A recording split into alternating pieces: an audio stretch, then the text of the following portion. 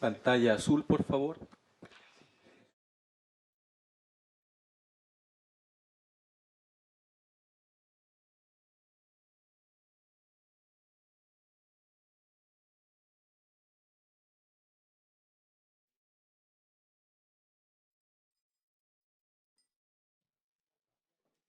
Muchísimas gracias.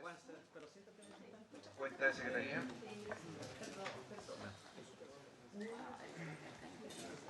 Señor presidente, a la Secretaría han llegado dos documentos. Primero, una comunicación del fiscal de la Asociación de ISAPRES, señor Matías Avendaño, con la cual remite la opinión legal del profesor de Derecho Constitucional, señor Arturo Fermandoa, denominado Constitucionalidad de Mutualización en el Proyecto de Ley de Salud. Dicho proyecto será remitido a vuestras señorías al término de la cuenta, al correo electrónico. Luego tenemos una solicitud de audiencia de la directora ejecutiva del Consorcio de Universidades del Estado de Chile, la señora Alejandra Contreras, quien solicita que el presidente de la corporación, señor Osvaldo Corrales, pueda exponer sobre el proyecto de ley que define a los establecimientos de salud como asistenciales docentes y señala las características de la relación entre red de salud y las instituciones de educación superior. Eso es en materia de cuenta, señor presidente. Una consulta que ingresen los... Sí, por favor. Gracias, presidente. Bueno, damos la bienvenida a la ministra de Salud, Jimena Aguilera, al superintendente de Salud, doctor Torres, a don Camilo Cid, director de FONASA, al señor Jaime Yungén, asesor legislativo, a la presidenta de la Comisión de Salud de la Cámara, que nos visita hoy día, Ana María Gasmuri, bienvenida, y al presidente de la Asociación de ISAPRES, don Gonzalo Regada. Bienvenido.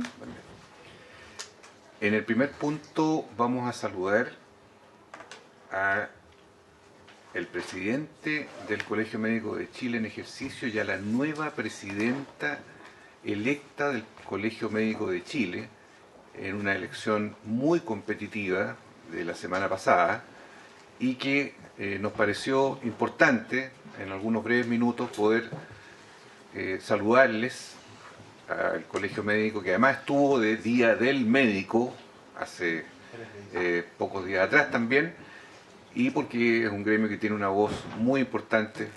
Me tocó presidirlo además, tengo una vela en el entierro en esta invitación. Me parece relevante siempre el acontecer de lo que ocurre en el Colegio Médico de Chile, y por eso a la doctora Ana María Arriagada felicitarla, doctora, en primer término por su triunfo en las elecciones del Colegio Médico de Chile, una enorme responsabilidad para este tiempo que viene, y con su directiva y con todos sus equipos de trabajo para dar la mayor prestancia a esta profesión en el quehacer de la salud pública y las políticas en Chile. Así que quisiera ofrecer la palabra de inmediato, doctora Regada, y si está el doctor Mesa también conectado, presidente en ejercicio, para que puedan entregarnos su mensaje, sus puntos de vista brevemente en este minuto de importancia también para el país, porque vamos a empezar a ver un proyecto de ley de una situación muy delicada que es la que todos conocemos. Doctora Regada. Bueno, buenos días, ¿me escuchan? Sí, se escucha. Ay, qué bueno, eso es un milagro estando acá en un lugar donde la señal a veces no es muy buena. Así que le agradezco, senador, a usted y a los miembros de la Comisión de Salud del Senado, también a la ministra que la veo ahí, al superintendente. Muchas gracias por su saludo. La verdad que aquí el doctor Mesa está tratando de conectarse. Agradezco mucho poder acompañar al doctor Mesa, que aún es el presidente, y yo como presidenta que todavía no asume las funciones. Y creo que el tema de la crisis de ISAPRES hoy día meritaba de alguna manera un acompañamiento un poco más cercano, ir metiéndome un poco más en estos temas, ya no como una candidata, que es otra postura distinta, sino que como desde el 26 de enero la futura presidenta. Así que de parte mía, como colegio médico, al igual que lo que ha sido la postura de mis antecesores en esto, y el doctor Mesa especialmente, siempre un ánimo dialogante, constructivo. Obviamente mi interés es el interés de un gremio que está muy involucrado, bastante angustiado por toda la incerteza actual, pero yo acá dispuesta a escuchar. Hoy día vengo, la verdad, a escuchar y acompañar al doctor Mesa, quien aún es el presidente. Así que gracias. Muy bien. ¿El doctor Mesa está conectado? ¿No? Ya. Doctora, simplemente si está entrando, pareciera ser, o si no, la misma doctora, si le parece, hay un punto que el Colegio Médico planteó hace largos meses atrás, que tiene que ver con las deudas del sistema privado a los prestadores médicos. Si usted quisiera puntualizar ese aspecto, que es un tema importante en el escenario más general de las crisis y las deudas cruzadas que existen en el sistema, doctora Regada. Sí, la verdad que el dato que yo tengo es el mismo que probablemente comparten ustedes, porque es el dato que ha levantado la Federación de Clínicas. Yo hablé con el doctor Rodrigo Julio y sigue siendo como el 30% un poco de la deuda de las ISAPRES hacia los prestadores privados es deuda médica. Por eso nosotros hemos planteado en lo que acordamos en el Consejo General, que es lo que yo sé que el doctor Patricio Mesa le iba a presentar ahora, eh, que de alguna manera la regularización de esos pagos y que a los prestadores individuales haya un compromiso en el futuro de no pagar más allá de 30 días lo que se les debe. Los datos son complejos y eso fue lo que yo hablé con el doctor Julio, porque son bien variables según cada clínica, según la relación de las clínicas con determinadas ISAPRES. Entonces no es un dato tan fácil de conseguir, pero nosotros hemos estimado que yo creo que es un dato que ustedes también conocen, el 30% de la deuda de ISAPRES hacia las clínicas es deuda médica. Así que eso es lo que yo puedo aportar ahora y sé que es un poco en la línea de lo que el doctor Mesa les iba a presentar ahora a ustedes. Muy bien. Senador Gaona, por favor. Sí, si tuviera los datos Senador Chaguán. también de cuánto le debe el FONASA a los prestadores individuales. También se pudiera agregar esa información si es que la estuviera. Muy bien. Senador Chaguán. Después Ana María, por favor. Sí, era justamente poner énfasis en la deuda. Se habla justamente de los prestadores institucionales privados, y nosotros lo hablamos durante el fin de semana, presidente, que es importante tener claridad respecto de la deuda en los prestadores individuales. Eso es fundamental, cuánto se le da a los médicos. Y también sería bueno saber cuántas convenios se han interrumpido. No sé si se le preguntó aquello. No. ¿Cuántos convenios han dejado de tener vigencia? ¿Con cuántos laboratorios clínicos? ¿Con cuántos prestadores institucionales privados? Porque lo que nos preocupa a nosotros en toda esta discusión son los pacientes. Entonces quiero saber cuándo el impacto y cuándo se puede percibir un impacto para los pacientes. Muy bien. Senadora Órdenes. Muchas gracias, presidente. Quiero saludar a la presidenta electa del Colmed Chile y desearle mucho éxito también, obviamente, en su gestión. Sumándome un poco a lo que han planteado algunos colegas, nosotros tuvimos la presentación tanto de Clínicas de Chile como del Colegio Médico al inicio de la discusión de la ley corta de ISAPRES.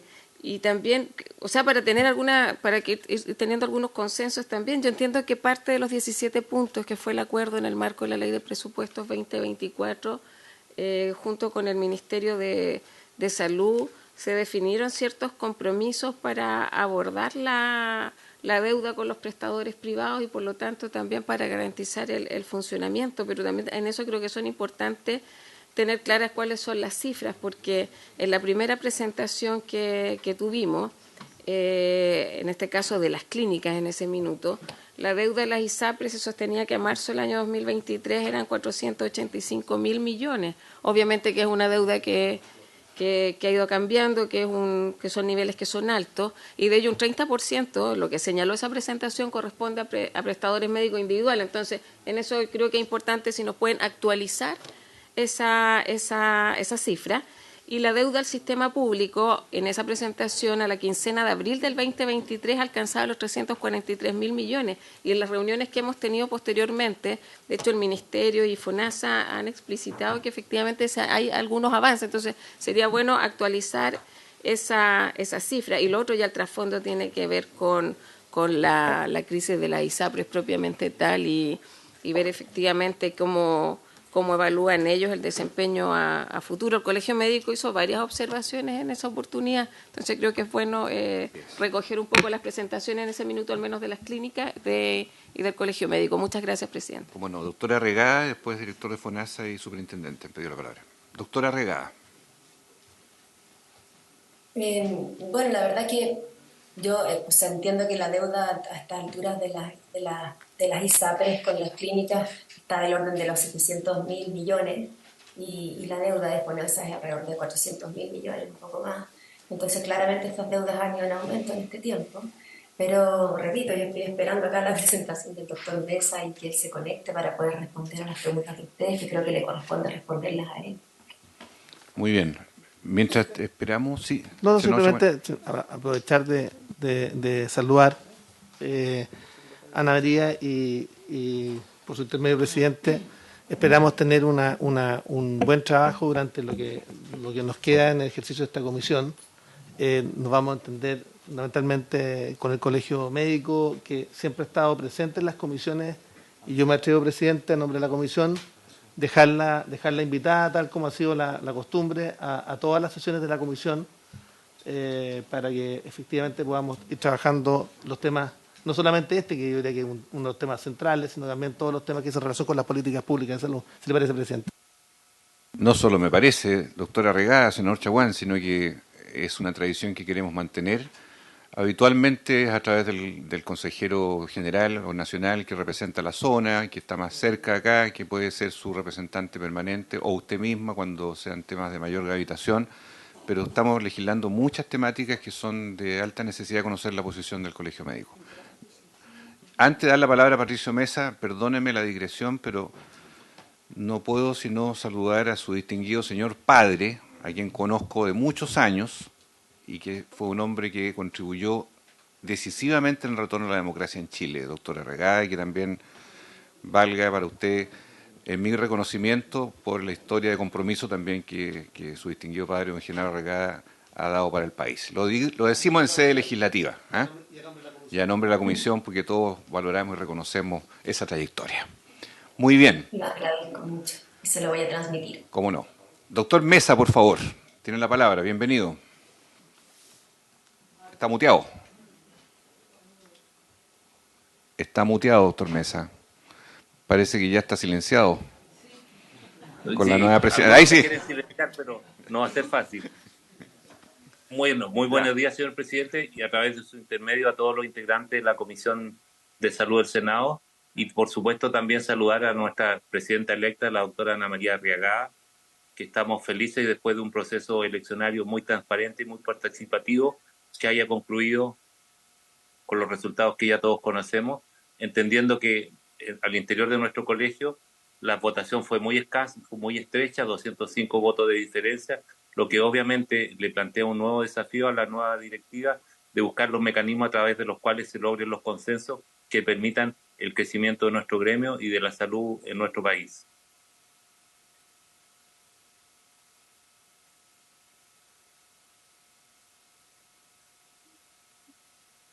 ¿Aló? ¿Me escuchan? Sí. Si quiere, señor presidente, puedo tener como una pequeña presentación muy pequeña, pero en el fondo nosotros más que dar sugerencias nuevas que ya las hemos planteado en reiteradas ocasiones, queremos como colegio médico insistir en que es necesario, absolutamente necesario, llegar ya lo antes posible, hoy si es necesario, con todos los actores que están presentes en esta sesión, a llegar a un consenso para establecer un camino a través del cual podamos superar esta crisis para implementar el fallo de la Corte Suprema.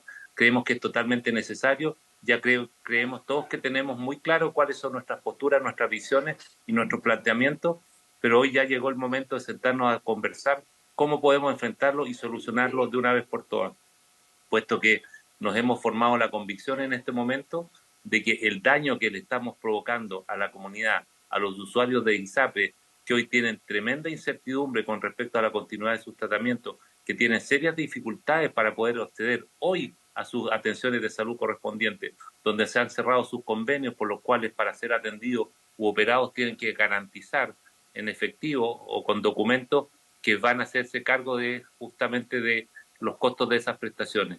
Por lo tanto, esto nos obliga a tomar una decisión urgente. Y yo hago un llamado con mucha humildad de nuestro colegio médico, justamente que todos los actores presentes en esta reunión podamos llegar a conclusiones que nos permitan avanzar en la solución de este problema. Tengo una pequeña presentación, señor presidente, ¿la puedo? Sí, brevemente. Pues correcto. La primera, por favor. ¿La están viendo ahí? Dele nomás, doctor Mesa. Ustedes la alcanzan a leer ahí, ¿verdad? Bueno, no enteramente, pero no importa, lo podemos. Bueno, que frente a la actual contingencia derivada de la situación de la ISAPRE, tras los fallos de la Corte Suprema, hay una cosa que nos preocupa tremendamente, que es el escenario de incertidumbre, como decía, que sigue creciendo y aumentando y profundizándose día a día. Nos preocupa también la insolvencia de las aseguradoras privadas, puesto que esta impactará a todo el sistema de salud, tanto al privado como al público. Y hoy creemos que si queremos realmente enfrentar los desafíos sanitarios de nuestro país, requerimos trabajando a todos los sectores al máximo de sus capacidades. En este momento los costos los están pagando tanto los pacientes como los prestadores que están viendo dificultades en su solvencia económica para poder seguir trabajando. Y esto se traduce en despido personal, suspensión de mantención de equipo y de nuevas prestaciones. Creemos, insisto en esto, que se requiere una solución con urgencia de corto plazo, pero con una mirada a más largo plazo, pensando en el futuro de los desafíos sanitarios en nuestro país. Es imperativo lograr acuerdos entre todos los actores involucrados, enfocados principalmente en el bienestar de los usuarios. Y también nos preocupa la estabilidad financiera de los prestadores, tanto individuales como institucionales, debido a la gran deuda que hoy existe, tanto de las aseguradoras privadas como de FONASA, hacia las instituciones y también hacia los prestadores, entre los cuales estamos los médicos y médicas.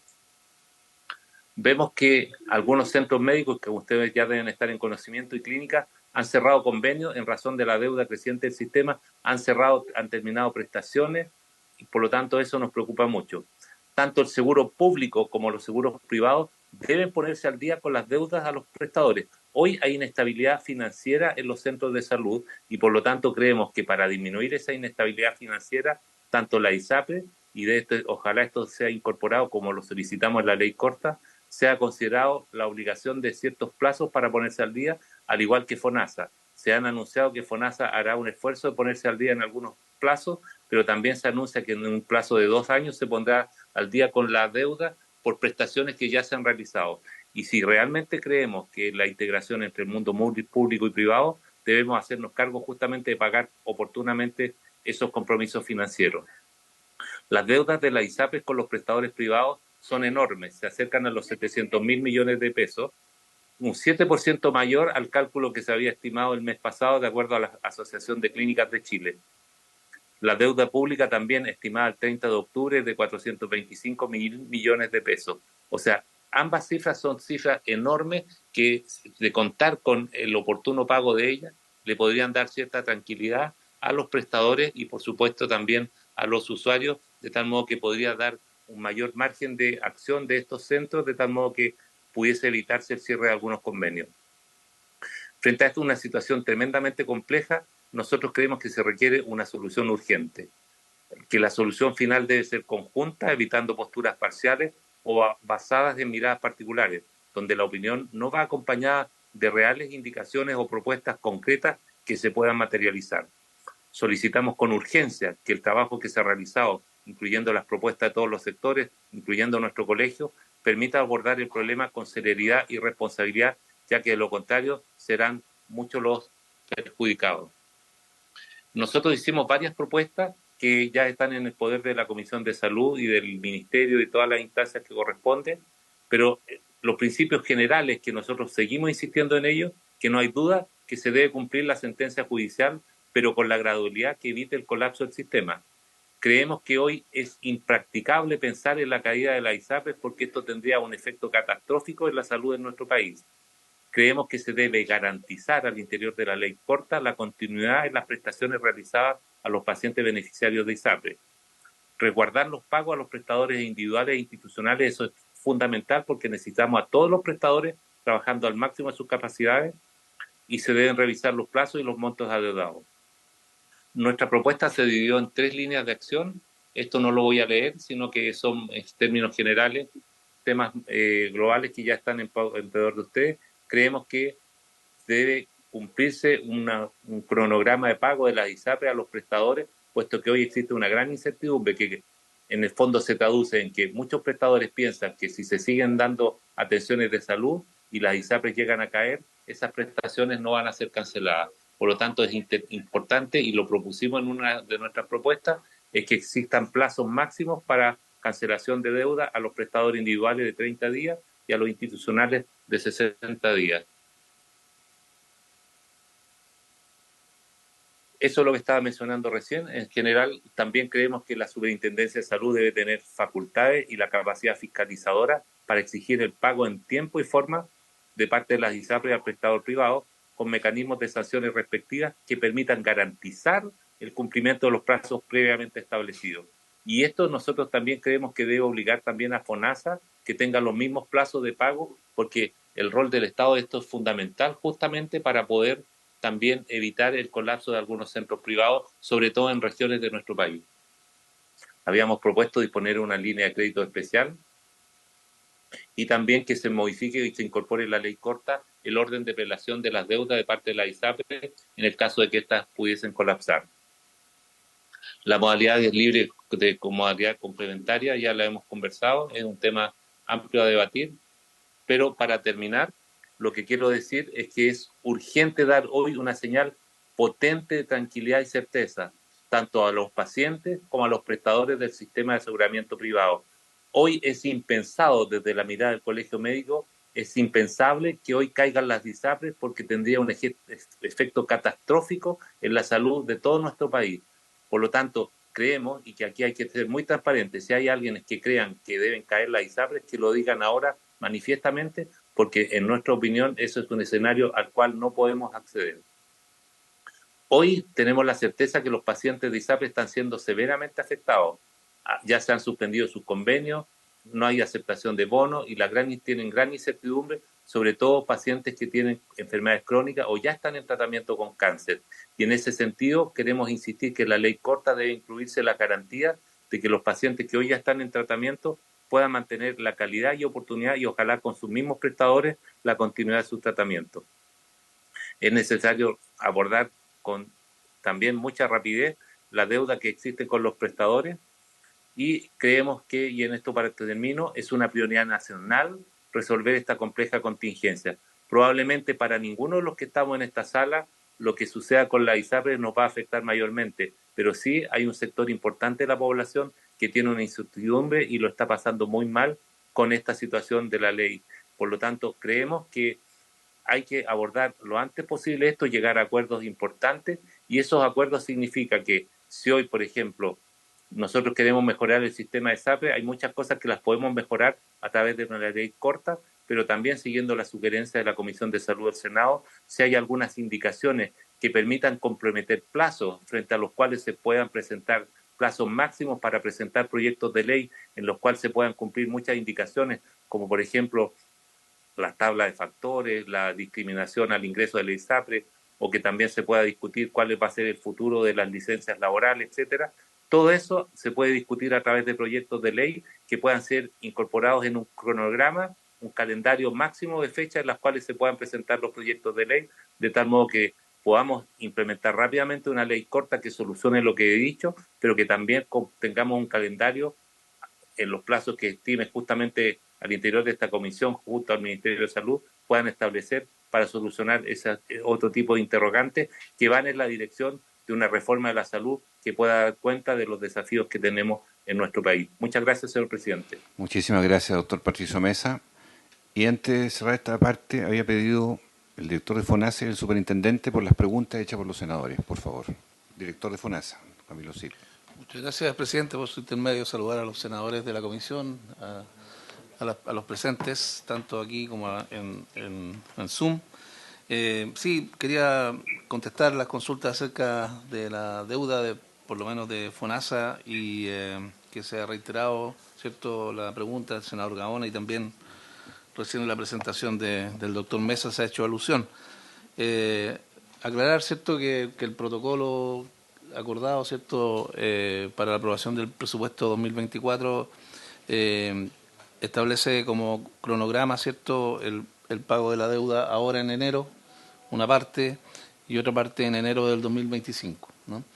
En detalle les puedo comentar que ya se pagó el 5% de la deuda que estaba conversada con la Asociación de Clínicas, que es la que entra en este paquete, que es la deuda antigua, aquella que yo en reiteradas ocasiones he comentado que se generó también junto con la crisis de la pandemia. Se pagó el 5% este año, 2023, se va a pagar por tanto el 35% en enero, que ronda los 67.000, 70.000 millones de pesos, y los remanentes 118.000 millones en enero de 2025, o sea, con presupuesto del siguiente año.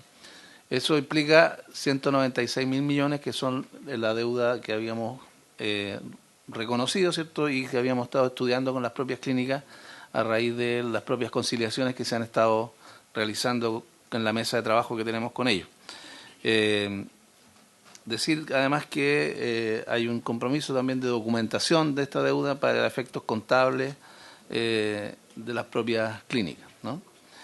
Eso por parte de la DIPRES. Respecto de las deudas individuales, FONASA no tiene deudas individuales. La MLE, como ustedes saben, la forma de operación es el pago automático al prestador y el copago de las personas, ¿no? Por supuesto, nosotros realizamos transferencias constantemente, todas las semanas realizamos transferencias por el tema de la MLE. En todo caso, incluso en la MLE, el 90% de las transacciones son transacciones institucionales, y el 10% de las transacciones son con prestadores individuales o personas naturales, ¿no? Eso. Y respecto de la propia operación del FONASA, que ya sabemos es una operación grande que tenemos con las clínicas, respecto, por ejemplo, de la ley de urgencia, este año 2023 hemos pagado 227.000 millones de pesos por ley de urgencia, o sea, cumpliendo con gastos regulares del año, gastos corrientes. Una parte, casi la mitad de eso es por estabilización, o sea, las personas cuando entran a una urgencia se estabilizan, esa parte es MLE, y la siguiente parte es rebases, que como también sabemos, nos hicimos cargo ahora este año, FONASA, de los rebases, porque antes eran de cargo de los servicios.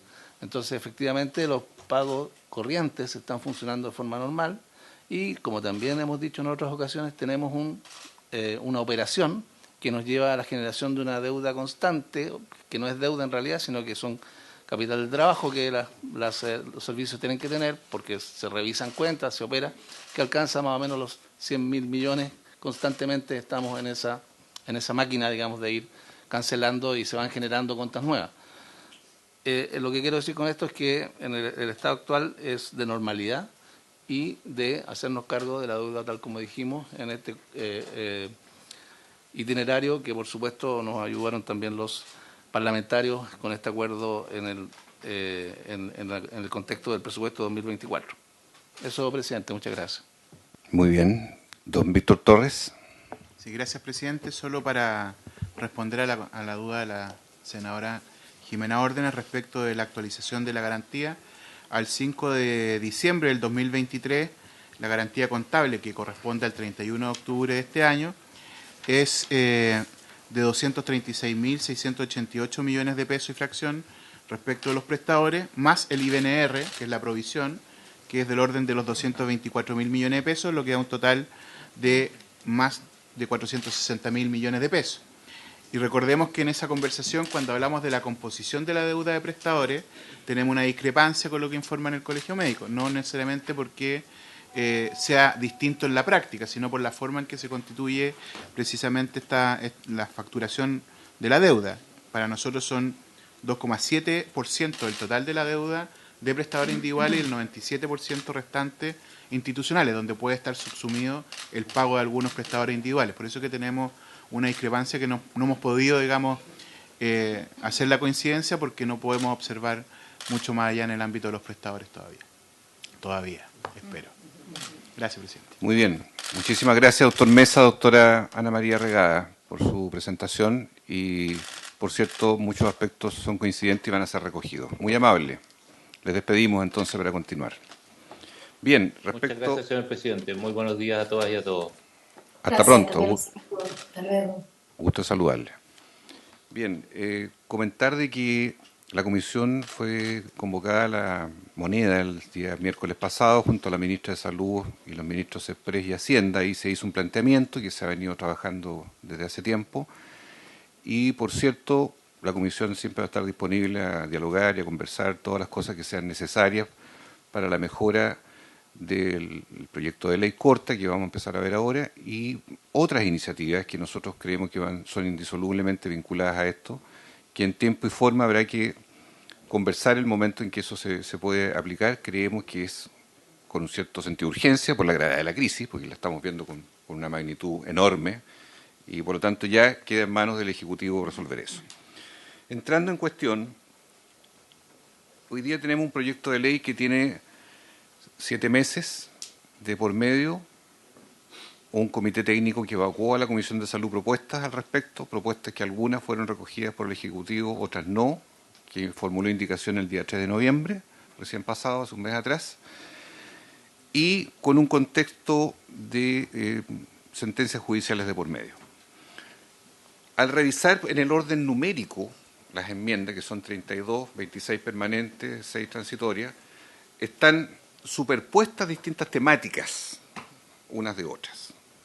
O sea, el orden numérico exactamente igual es de alternancia y es poco tal vez coherente en el tema. Yo sugiero lo siguiente.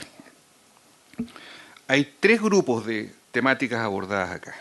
Una son aquellas normas que están asociadas a fallo judicial, que me parece que son las prioritarias de abordar. ¿Cuáles son las asociadas a fallo judicial? Las normas que tienen que ver con precio final, que son fallo precio base, de julio del año pasado, fallo tabla única, noviembre del año pasado, fallo GES, agosto recién pasado. Y por lo tanto las temáticas vinculadas a fallo debieran ser las primeras que abordemos porque son las de sentido de urgencia, respecto a la situación que hoy día estamos viviendo y la crisis del sistema. Luego hay otro paquete de indicaciones que tienen que ver con nuevas regulaciones, y ahí está las disposiciones sobre consejo consultivo asesor, retiros de utilidades, ICSA, que está reformulado en la ley corte y ahora está extrapolado hacia la Cámara de Diputados en un adelanto que también tiene modificaciones, de acuerdo que lo podemos ver, el detalle, que está en debate en la Cámara. Y en tercer lugar, todo el capítulo de FONASE y nueva modalidad complementaria de seguros. O sea, 3 órdenes de temas. Entonces, yo lo que sugiero es que vayamos viendo temáticamente, partiendo por las que tienen mayor sentido de urgencia, que son aquellas relacionadas a precio, ya sea base, ya sea tabla única, o GES, porque estas son muy delicadas, ya que son las que están afectando hoy, de hecho, al sistema. Estas son las que están hoy día directamente en ejercicio, en aplicación, y son las que requieren regulaciones legislativas, que es la que tenemos que abordar. Senador Chaguán.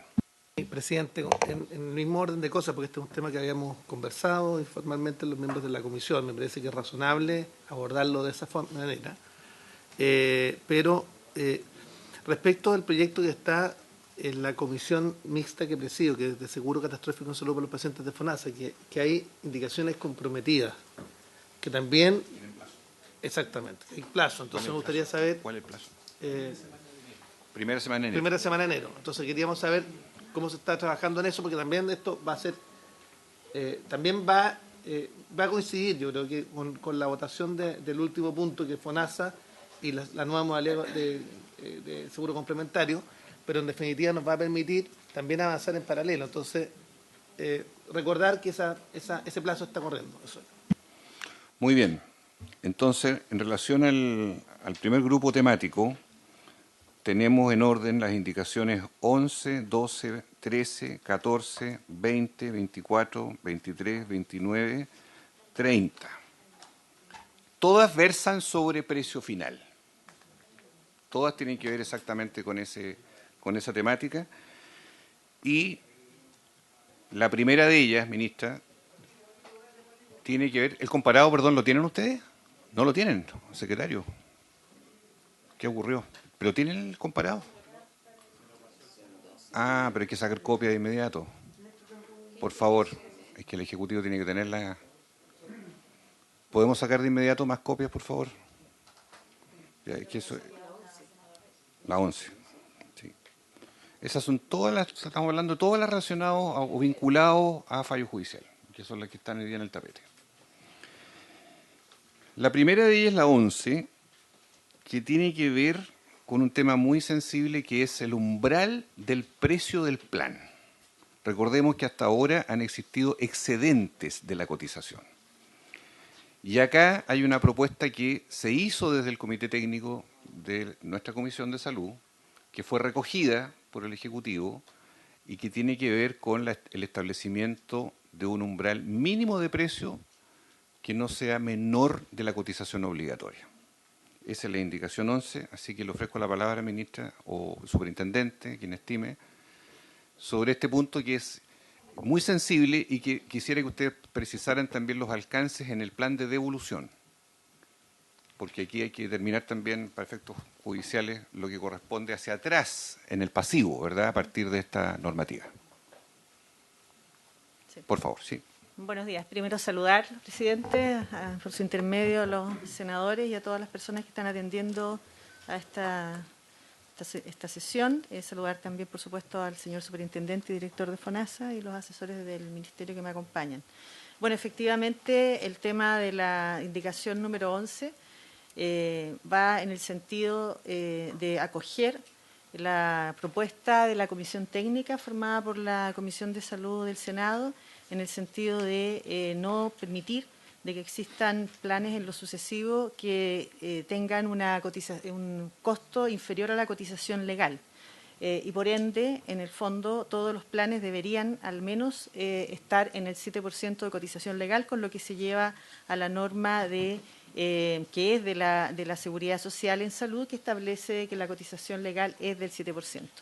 Esto significa, en la práctica, que hacia futuro las personas que tienen cotizaciones o planes que son inferiores a esta cotización se les deberá ofrecer servicios adicionales en relación a que su cotización va a llegar al 7% y por lo tanto no van a tener lo que tienen hoy día, que es la posibilidad de tener excedentes por esta diferencia entre el costo del plan y la cotización legal. Y también implica hacia atrás, en forma retroactiva, que no se va a considerar cobro en exceso aquel que fuera más allá del 7% en relación al costo de su plan. Es decir, que cuando la Corte establece de que las personas no tenían aplicada en aquellos contratos que no se les había aplicado la tabla de factores, se considerará como cobro excesivo desde el 7% de cotización legal hacia arriba, en el sentido del cobro en exceso. Y eso, de alguna forma, afecta el cálculo de la deuda, pero también afecta hacia futuro el sentido del flujo futuro de las ISAPRE. Eso es lo que se establece cuando se dice al momento de celebrar un contrato de salud, las instituciones de salud previsional no podrán ofrecer planes cuyos precios sean inferiores al valor de la cotización legal para salud del afiliado, calculada sobre el monto promedio de los últimos 6 meses de la remuneración, renta o pensión según sea el caso. En caso de que en las sucesivas adecuaciones anuales el monto de los excedentes a destinar a la cuenta corriente individual supere el 5% de la cotización legal para la salud, la ISAPRE estará obligada a ofrecer al afiliado la incorporación de nuevos beneficios o planes de salud alternativos, cuyos precios más se aproximan al valor de su nueva cotización legal para salud y hayan sido comercializados dentro de los 6 meses anteriores al ofrecimiento. Las condiciones generales de cada plan de salud ofrecido deberán ser las mismas que se están ofreciendo a esa fecha a los nuevos contratantes del respectivo plan y no podrán importar una discriminación entre dichos afiliados. En ningún caso, el afiliado estará obligado a suscribir uno de los planes de salud alternativos ofrecidos por la ISAPRE, mientras no suscriba un nuevo plan cuyo precio mejor se aproxima al valor de su cotización legal. Toda diferencia superior al 5% de la cotización legal no generará excedentes. Con todas las revisiones de las adecuaciones anuales que hace referencia al inciso anterior, no podrán tener en consideración el estado de salud del afiliado y sus beneficiarios. Ya, para precisar, antes de la palabra al senador Chaguán, para el superintendente o la ministra, quien estime, identificar muy bien cuál es el volumen de beneficiarios que a abril 2020 tenían planes con excedentes de la cotización, que esa es la fotografía que se retrotrae para efecto del pasivo. ¿Y cuál es la diferencia con el volumen de hoy, de quienes tienen planes por debajo del 7%? De modo tal de que tengamos claridad del efecto de una retroactividad, en este caso. Fotografía abril 2020, con tabla única fijada ahora, y fotografía en el presente.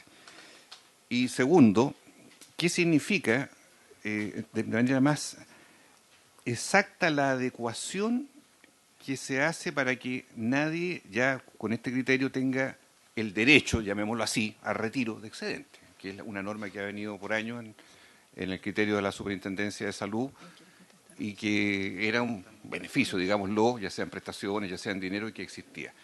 Esto se eliminaría, de acuerdo a este salvo con las salvedades del 5% y la definición. Pero respecto del pasivo, tomando en cuenta los volúmenes de contratos de abril 2020 comparados con los de ahora, ¿y qué porcentaje tiene entonces de planes por debajo del 7%? Para entender la cuantificación numérica. Senador Chaguán. Presidente, bueno, este es un tema, yo diría, de la mayor importancia, porque transversalmente, tanto la Comisión de Expertos, la Comisión Técnica y los ministros de Salud de los distintos gobiernos democráticos, desde el año 90 en adelante, todos los sectores políticos y además todos los centros de estudio, de todas las sensibilidades, hemos querido avanzar en términos de incorporar un concepto de seguridad social en el 7%. Y yo diría que esto marca un punto de inflexión en esta dirección. O sea, acá efectivamente ya no van a haber derecho al cobro de excedentes, pero vamos a entender que el aporte del 7% va a incorporar una dosis de solidaridad para los efectos de poder entender claramente que todos los chilenos contribuyen con ese 7%. Esto tiene que ir complementado con otras medidas. Vuelvo a insistir que esa relación con sacar adelante la ley para sancionar el otorgamiento de pago de licencias médicas falsas, que es un proyecto que sacamos de esta comisión, que está en la Cámara de Diputados, que es clave para que el 7% de aporte de los trabajadores y trabajadoras chilenas o a ISAPRE o a FONASA vaya justamente en la dirección de mejorar sus atenciones en salud, y por tanto este es un cambio conceptual relevante para los efectos de abordar la mirada respecto de cómo tenemos aseguradas mejores atenciones de salud en el futuro. Por tanto, yo diría que uno de los elementos claves de la reforma es este que estamos aprobando en virtud de este articulado que hemos propuesto, que estamos apoyando, y por supuesto creemos que puede ser un cambio relevante para tener una mejor salud de calidad. Gracias, presidente. Senadora Órdenes. Gracias, presidente. Sí, es sobre el punto y es para entenderlo. Yo entiendo que acá es donde se acoge la propuesta de la cotización obligatoria al 7% para las ISAPRE. Con eso ya dejaríamos de hablar a futuro de excedentes, porque no hay excedentes. De acuerdo a ese mismo informe, según datos, entiendo que aportó la Superintendencia de Salud, aproximadamente un 30% de los afiliados tiene contratado un plan cuyo precio final es inferior al 7%. Por lo tanto, ese 30% le va a subir un poco porque era inferior. Eso es verdad. Es que para entenderlo, porque es bien piso el 7%, se acaban los excedentes y esto sería automático por solo Ministerio de la Ley. Ok, muchas gracias, presidente. Nos perdió el presidente, pero puedo empezar a contestar este tema de la duda. Las personas ellos tienen que cotizar el 7%, independiente de lo que cueste su plan. Si el plan cuesta más del 7%, por cierto que aportan por sobre aquello, y hay que recordar que el promedio de las cotizaciones excede el 7% y llega al 9-10%, creo que está en el promedio de las cotizaciones del sistema ISAPRE. Sin embargo, a partir de hace algunos años, existe una posibilidad que de alguna forma escapa justamente a los principios de la seguridad social, que es en ciertas personas que quieran tener un plan más barato, poder pactar un plan por debajo del 7%. Esa proporción, efectivamente, el superintendente puede dar más detalle, es un poquito menos de un tercio de las personas. A esas personas se les descuenta el 7%, porque legalmente se les tiene que descontar. Lo que sucede es que la diferencia entre el precio del plan y lo que ellos están cotizando es lo que pueden usar como excedente durante el año, y una vez al año, y se usa en productos de farmacia, etcétera, distintos temas, copago, y una vez al final del año se les devuelve en efectivo si es que no lo han ocupado.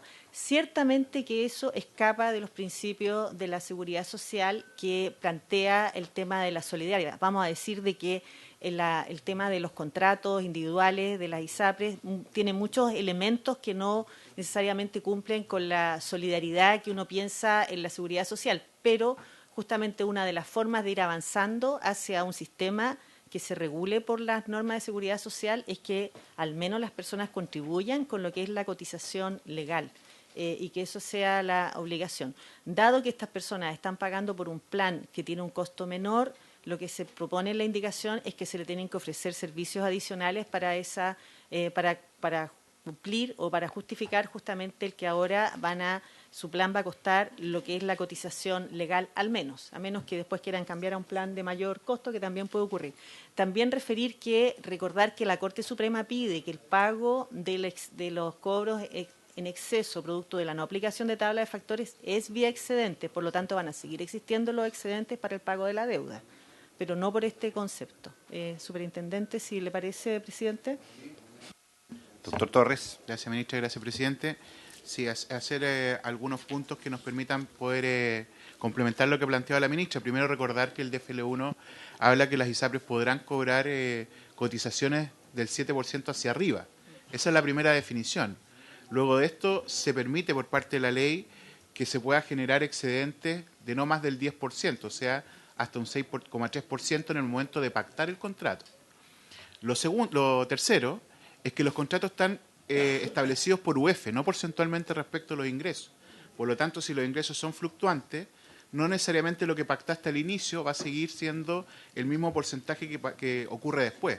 Por eso es posible que hayan incluso personas que paguen menos del 6,3, se han bajado o se han modificado sus remuneraciones. Lo cuarto que es importante decir es que esta medida efectivamente corrige una distorsión, porque el 7%, que es una cotización, se descuenta antes de impuestos.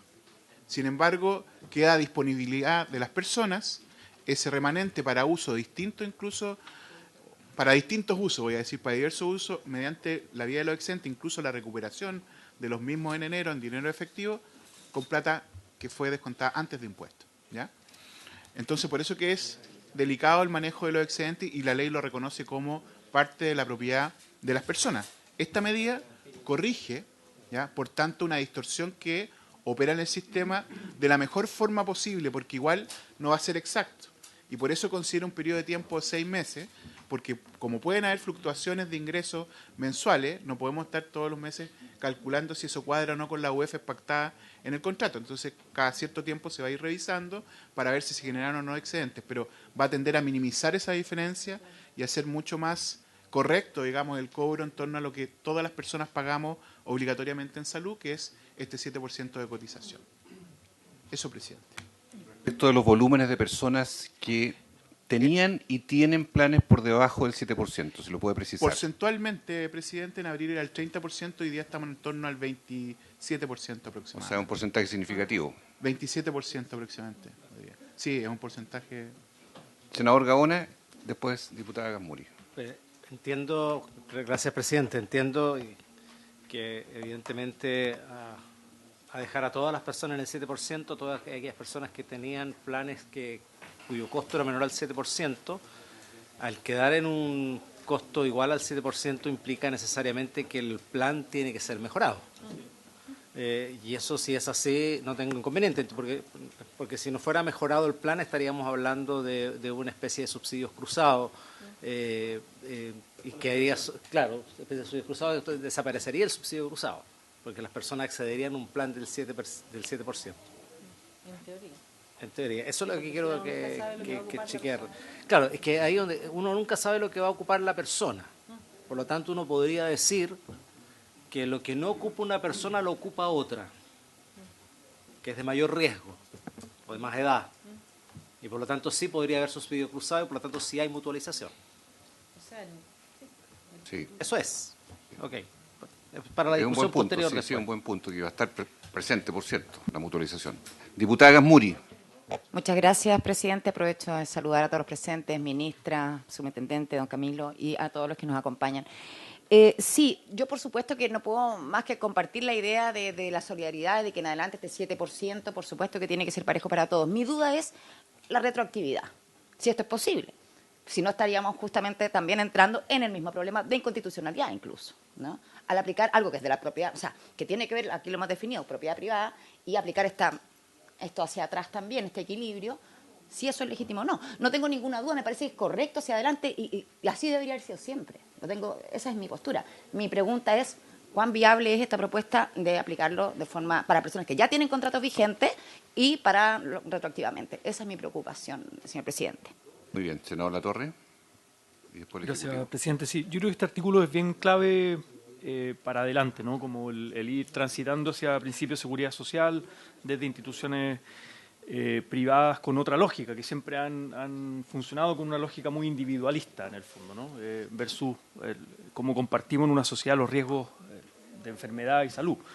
Eso es seguridad social. Mi pregunta al Ejecutivo, presidente, entendiendo que esto es algo importante a apoyar, es cómo en esta indicación y en otras que están relacionadas se cierran espacios a la posible judicialización a la vuelta de la esquina. Esa es mi pregunta en general con los parches de la ley corta, ¿no? Cómo esto puede, de aquí a un tiempo más, seguir el proceso de judicialización y la Corte eventualmente poder fallar a favor de las personas, como lo ha hecho en el 75-80% de los casos, y no a favor de la industria, porque han enfrentado los intereses de la industria con los intereses de las personas y la Corte ha fallado a favor de las personas. Entonces, esa es mi pregunta respecto a esta indicación y a otras, ¿no? ¿Cómo cerramos ese espacio, digamos, a la judicialización masiva que ha ocurrido con... Sí, antes de la palabra la ministra, en este punto la diputada Gamburi toca un tema muy sensible, porque no cabe duda que esto es una propuesta hecha de buena fe, en el sentido de buscar ecualizar, ¿verdad?, y tener un umbral conocido de precio de plan, y no una diversidad. Sin embargo, el derecho a la propiedad, que en el fondo lo que usted está tocando, diputada, es algo esencial, porque alguien podría decir, ¿por qué yo, si pagaba un plan que equivalía al 5 o al 6% y no al 7%, estaba por debajo, el 2020, y yo tengo derecho a que me devuelvan, producto de la tabla única de factores, una cantidad de dinero, porque eso es mi acumulativo, me hacen por ley una rebaja automática retroactiva y me transforman de ser un acreedor de dinero a menos dinero de devolución, producto de que me suben la tarifa que tenía a la época. Me la cambian ustedes por ley. No sé si me explico. O sea, claro, el derecho de propiedad, porque a la pregunta que haces tú, senador Latorre, judicialización. Bueno, ministra, por favor, superintendente. Sí, presidente, y por su intermedio a la presidenta de la comisión, que de hecho creo que no la saludé. Cuando saludé al principio creo que no la saludé, diputada, pero la saludé en persona cuando llegué así. Sí, aclarar que entiendo yo las aprensiones que hay sobre esta materia, sin embargo, esta indicación es sobre el tema futuro. Entonces estamos hablando hacia adelante. De aquí hacia adelante no se va a poder comercializar planes bajo el 7%. Y por lo tanto, estas aprensiones son en otras indicaciones, para no seguir ahondando en eso, a pesar de que entendemos las aprensiones que tenemos. Sí. ¿Superintendente? El comparado, por favor, en la Secretaría, al Ejecutivo. Vamos a ir nombrando la página en detalle, ¿eh? Y vamos a proseguir ahora con los otros artículos y vamos entonces a votar este artículo, que es el 11, para ir avanzando. Secretario, lo puede leer, por favor, y sometemos a votación. Daré lectura a la indicación número 11, página 28 del comparado de la Secretaría. Es una indicación del Ejecutivo que incorpora parte en la página 28. Sí, en la indicación 11 está en la página 28. En la carpeta de sus señorías. El comparado. De todas sus señorías. Y sus señorías, no todos tienen comparado, parece. Sí. Ya. Solo tienen que abrir la carpeta. Ya. Es la indicación número 11. Indicación 11 estamos, ¿ah? Secretario. Lea, por favor. Sí, reitero que en la carpeta de los senadores está el comparado. Prosiga. Digo el número en la página 28 porque ahí está el enunciado, y en página 30 lo que hace es reemplazar el inciso octavo del artículo 188 por los siguientes incisos, octavo, noveno y décimo nuevos, pasando el actual inciso noveno a ser décimo primero y así sucesivamente.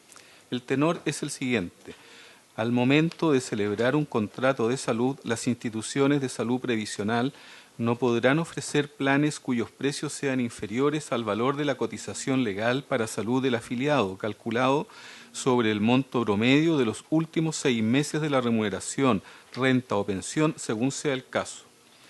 En caso de que en las sucesivas adecuaciones anuales el monto de los excedentes a destinar a la cuenta corriente individual supere el 5% de la cotización legal para salud, la ISAPRE estará obligada a ofrecer al afiliado la incorporación de nuevos beneficios o planes de salud alternativos, cuyos precios más se aproximen al valor de su nueva cotización legal para salud y hayan sido comercializados dentro de los 6 meses anteriores al ofrecimiento.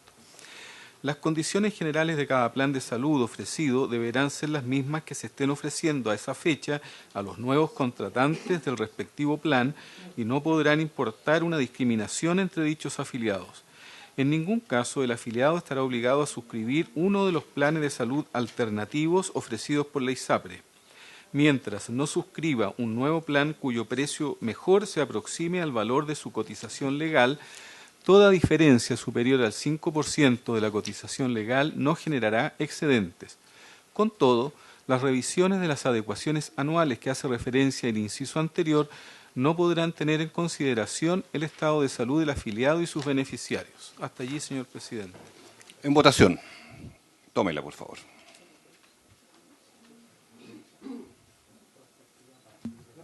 El señor presidente ha puesto en votación la indicación. Senador Latorre, ¿cómo vota? A favor. Senador Gaona, ¿cómo vota? A favor, presidente. Senador Chaguán, ¿cómo vota? A favor, presidente, y me permito argumentar brevemente. Esto es parte del concepto de seguridad social, que nosotros consideramos que es elemental para incorporar una nueva reforma a la salud, que esperamos simplemente a partir del día lunes con el triunfo de la opción del ¿Qué tiene que ver eso? Mucho. Pues establece un plan garantizado universal. ¿Está pasando por lo un mismo, aviso? ¿Ah? Quedan a favor. Dos días de propaganda electoral nomás. Sí. Y por eso, porque consideramos que esto es un elemento esencial en términos de establecer elementos de seguridad social, es que creemos sin lugar a dudas que debemos aprobarlo. Ya, usted le está dando otro alcance a la favor aquí, ¿ah? Esto se remite solo a la votación de la ley corta. Senador Gaona, estamos en votación, ¿eh? Después de la votación. Siga nomás, secretario. Senadora Órdenes, ¿cómo vota? De forma acotada, voto a favor. Señor presidente, ¿cómo vota? A favor respecto a este artículo, pero no de lo que votaré el domingo. Ya. ¿Ah? Por 5 votos a favor y ninguno en contra, quedaría aprobada la indicación número 11. Una inquietud, presidente. Senador Gaona. No, entiendo yo que esto evidentemente es de aplicación prospectiva y se entiende que es a partir de la aplicación del fallo, ¿o no es así, ministra? A partir de la aplicación del fallo, digamos, para la historia fidedigna de la ley, presidente. Así es. Ahora viene el artículo 24, página 62 del comparado, que tiene que ver exactamente con la continuación de este mismo punto que estamos abordando y que es una enmienda de la vicepresidenta de la República para cambiar el artículo 8 también respecto al umbral de precio de plan. ¿La puede leer, por favor, señor secretario? Página 62, indicación 24. Página 62 del comparado. Indicación 24.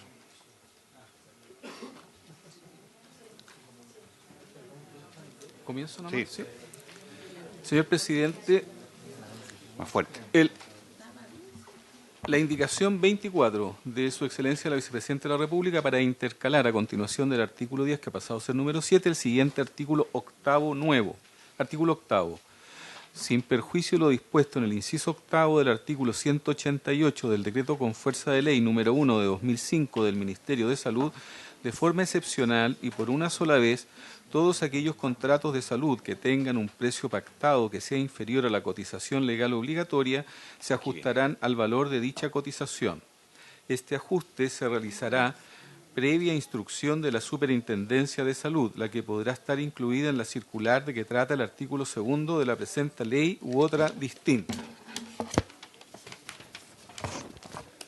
Respecto de los contratos de salud, que sus precios finales hayan sido o deban ser adecuados de conformidad al artículo 2 de la presente ley, este ajuste operará sobre el valor del plan obtenido al aplicar lo dispuesto en los numerales 1 y 2 de dicho artículo. Previo a hacer efectivo el ajuste, la institución de salud previsional deberá ofrecer a la persona afiliada nuevos beneficios. Asimismo, ofrecerá los planes alternativos cuyo precio pactado sea más cercano al valor de su cotización legal para salud y hayan sido comercializados dentro de los 6 meses anteriores al ofrecimiento. Las condiciones generales de cada plan de salud ofrecido deberán ser las mismas que se estén ofreciendo a esa fecha a los nuevos contratantes del respectivo plan y no podrán importar una discriminación entre dichos afiliados. Para lo anterior, las instituciones de salud previsional notificarán el ajuste a todas las personas afiliadas afectadas dentro del plazo y en la forma que disponga la superintendencia en la respectiva circular. En la misma oportunidad y forma deberán informar de los beneficios y planes alternativos mencionados en el inciso anterior. La persona afiliada podrá optar por mantener su plan ajustado al nuevo valor con los beneficios ofrecidos, aceptar alguno de los planes alternativos o bien desafiliarse de la institución de salud previsional. En el evento de que nada diga, se entenderá que la persona acepta mantener su plan con los nuevos beneficios propuestos por la institución.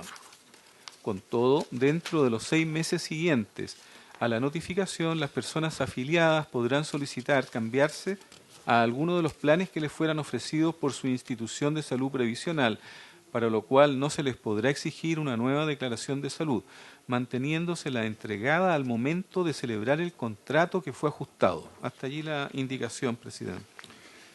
El Ejecutivo, por favor, ministra, superintendente, para precisar los alcances. Sí, los alcances de esta indicación es justamente la mecánica a través de la cual se va a producir este cambio de los contratos que tienen en este momento un precio de plan inferior al 5%. Eso es lo que define, que hay circular del superintendente, o sea, la mecánica simplemente. No sé si el superintendente quiere agregar algo. No, yo coincido con lo que dice la ministra. Esto establece la fórmula en que se va a llevar a cabo lo que anteriormente se ha votado y está súper clara el formato, digamos, la mecánica para hacerlo. Esto, pregunta, ¿se va a hacer en la anualidad propia de cada contrato o se hace en una fecha estándar para todos los afiliados? ¿Cuál es el criterio? Es que eso va a quedar claro, va a quedar fijado en virtud de la circular que nosotros emitamos. De hecho, da dos alternativas esto, ¿no? Puede ser en la circular que ya está mencionada o una especial para el efecto, y por lo tanto tendremos que medir desde cuándo va a ejercer y en qué frecuencia. Y va a ser ahí para todos. Así es. Senadora Órdenes. Muchas gracias, presidente. Tengo una duda respecto en general de los planes, porque son miles de planes. O sea, aparte la distorsión del sistema era que de verdad era caso a caso. Entonces hay que apuntar a ciertos planes, ¿no? Mi duda es, ¿esto va a ayudar a eso? Porque acá era depende del vendedor y el cliente, yo era ya, me ajusto. Entonces, eso para mí es una distorsión que en algún minuto tendría que esto también aportar a que no sea... yo no recuerdo la cifra, pero era sorprendente, por eso no me atrevo a decirla, que no sé si estoy... me gustaría primero conocer cuántos planes son, porque de verdad es una locura. Y cómo esto ayuda en esa línea. Muchas gracias, presidente. Muy bien. Ejecutivo, superintendente o ministra, sobre la pregunta de la senadora Órdenes. Presidente, sí, lo que pasa es que lo que estamos en primer lugar tratando de ordenar es la distorsión respecto del cobro del 7%. Eso obviamente es un paso previo. Prospectivamente, eso es lo que han votado hasta el momento, digamos. Eso nos permite ordenar por lo menos en el ámbito de la cotización para después avanzar en alguna línea en la dirección de lo que plantea la senadora. Ahora, tiene que haber estos ajustes respecto a compensación hacia las personas. En eso tenemos que tenerlo claro. Más allá de modificar planes, esto beneficia a las personas por si aumentan los valores, esto se traduzca en un beneficio, porque lo que no puede ocurrir es que el aumento de planes no traduzca un beneficio en este caso. Y eso estamos garantizando. Gracias, presidente. Muy bien, vamos a ver a continuación el retroactivo, el pasivo, de este mismo punto. En votación, entonces, artículo 24. Indicación 24. Señor secretario, tome la votación. Sí, señor presidente, pone en votación la indicación 24. Senador Latorre, ¿cómo vota? A favor. Gracias. Senador Gaona, ¿cómo vota? A favor. Gracias. Senador Chaguán, ¿cómo vota? A favor, presidente. Senadora Órdenes, ¿cómo vota? A favor. Señor presidente, ¿cómo vota? A favor. Por 5 votos a favor, ninguno en contra, quedaría aprobada la indicación. Bien, vamos a ver ahora justamente lo que ya se ha venido insinuando. Número 12. Indicación número 12, página 41, que tiene que ver con la determinación de la adecuación del precio final de los contratos y la aplicación de justamente lo que estamos conversando ahora sobre el umbral del 7% y otras materias relacionadas. Puede leerlo, señor secretario, y después vamos a la formulación de preguntas y comentarios. La indicación número 12 de Su Excelencia la Vicepresidenta de la República para reemplazar el artículo 2 de la iniciativa por el siguiente, artículo 2. La Superintendencia de Salud determinará, por medio de una circular dictada especialmente para estos efectos, el modo de hacer efectiva la adecuación del precio final de todos los contratos de salud previsional a los que las instituciones de salud previsional aplicaron una tabla de factores elaboradas por ellas mismas y distinta a la tabla única de factores establecida por la Superintendencia de Salud. Dicha circular contendrá al menos las siguientes instrucciones para las instituciones de salud previsional. 1. La obligación de adecuar el precio final de todos los contratos previsionales de salud que se encontraban vigentes al 1 de diciembre de 2022 y que no empleaban la tabla única de factores contenida en la circular IF número 343 del 11 de diciembre de 2019 de la Superintendencia de Salud, proceso que deberá realizarse al mes subsiguiente de la dictación de la circular a la que hace referencia el inciso primero de este artículo. Esta adecuación no podrá importar un alza del precio final de los contratos vigentes. La obligación de adecuar tampoco podrá importar una reducción del precio pactado de los contratos bajo el valor de la cotización legal obligatoria vigente al momento en que fue calculada la adecuación del precio final. El valor de la cotización legal obligatoria se calculará sobre el monto promedio de los últimos 6 meses de la remuneración, renta o pensión, según sea el caso, contados desde el cálculo de la adecuación.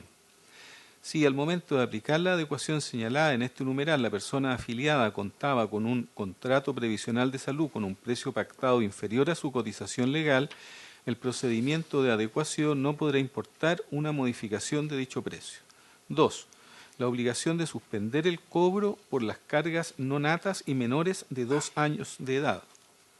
3. La obligación de informar a la Superintendencia de Salud todos los contratos que, con ocasión de la aplicación de los numerales precedentes, resulten con un precio final inferior al cobrado y percibido por la institución respectiva, debiendo señalar esas diferencias en unidades de fomento por cada uno de ellos, especificando si la diferencia ocurre por aplicación del numeral 1 o 2 precedentes. 4. La obligación de restituir en los términos consignados en los artículos 3 y siguientes las cantidades percibidas en exceso por las instituciones de salud previsional desde el 1 de abril de 2020, producto del procedimiento de adecuación de tabla de factores. 5. La obligación de restituir en los términos consignados en los artículos 3 y siguientes las cantidades percibidas por las instituciones de salud previsional, por concepto de cobro de cargas no natas y menores de 2 años de edad, desde el 1 de diciembre de 2022, en los términos consignados en los artículos 3 y siguientes. Estos cobros no podrán ser exigidos o realizados de manera retroactiva, una vez que la persona beneficiaria cumpla 2 años de edad.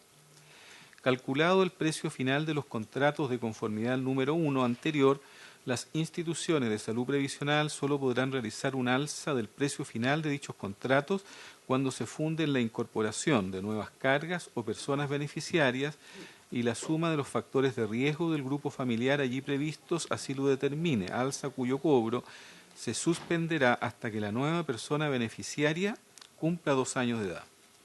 Lo referido en el presente artículo es sin perjuicio de las adecuaciones de precios que legalmente correspondan de conformidad a esta ley y al decreto con fuerza de ley número 1 de 2005 del Ministerio de Salud, así como la obligación de enterar la cotización establecida en el artículo 84 del decreto ley número 3500 de 1980.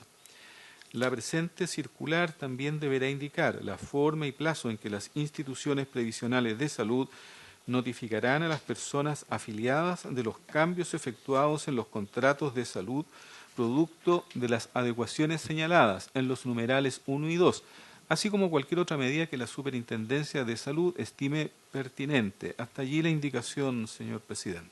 Ya, este es un tema ya más complejo y de fondo, porque tiene que ver en cómo se va a aplicar ahora hacia atrás justamente este equilibrio del 7% y los planes que estaban, ese tercio de personas que estaban por debajo del 7%, y por lo tanto yo le pediría al superintendente que lo explique con pera y manzana, porque este es un artículo muy complejo y tiene que ser bien preciso el modo que el Ejecutivo está planteándolo, y además le agrego que como está el cobro de los no natos y menores de 2 años, y este tema viene en el ICSA ingresado por la Cámara de Diputados, me gustaría que lo pudieran explicar también, porque estos son todos temas relacionados, dado que entendemos que el fallo dice que no se debe aplicar cobros adicionales por no natos o menores de 2 años. Y en el ICSA viene un adicional de UEFs que se agregan al ICSA por concepto de los no natos y mayores de 2 años, que tiene un perfume de mutualización, para serle bien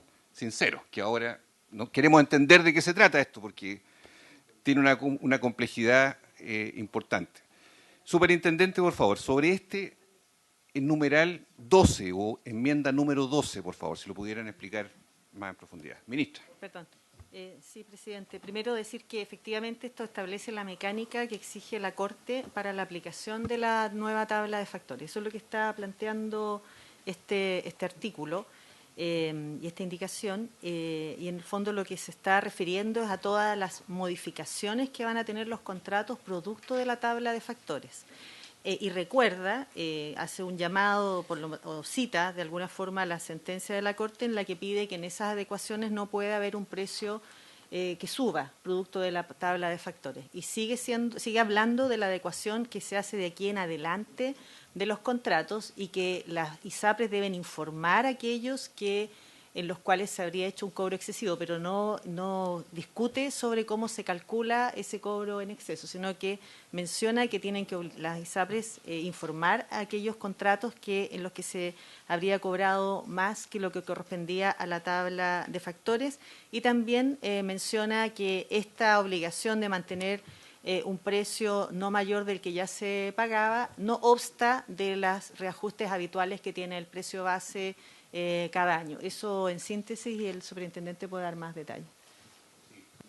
Superintendente, primero en lo general, para que usted lo explique, y después yo le sugiero que vayamos numeral por numeral, porque este tiene 5 numerales, esta enmienda 12 tiene 5 numerales, y tiene hitos, tiene fechas también, de plazos retroactivos, entonces para que lo podamos ir precisando. Tiene la palabra.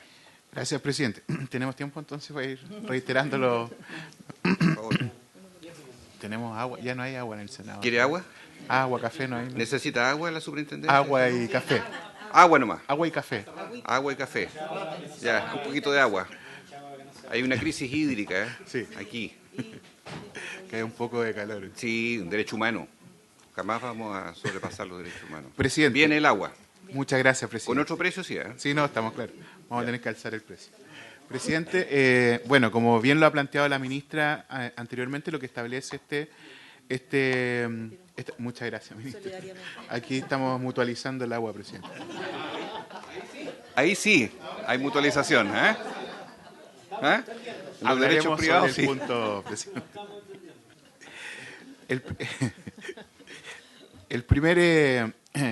numeral, digamos, que está establecido en este artículo, primero establece, digamos, el plazo para poder emitir la circular. Lo que dicen en términos generales es que esta se va a realizar o va a entrar en vigencia el mes de subsiguiente, digamos, de haberse dictado. Da un plazo, en definitiva, de 60 días, ¿no?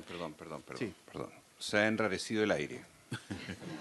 Ha subido a más de 1000 partes por millón. Así que suspendemos un par de minutos para que se pueda ventilar Muy bien. el ambiente.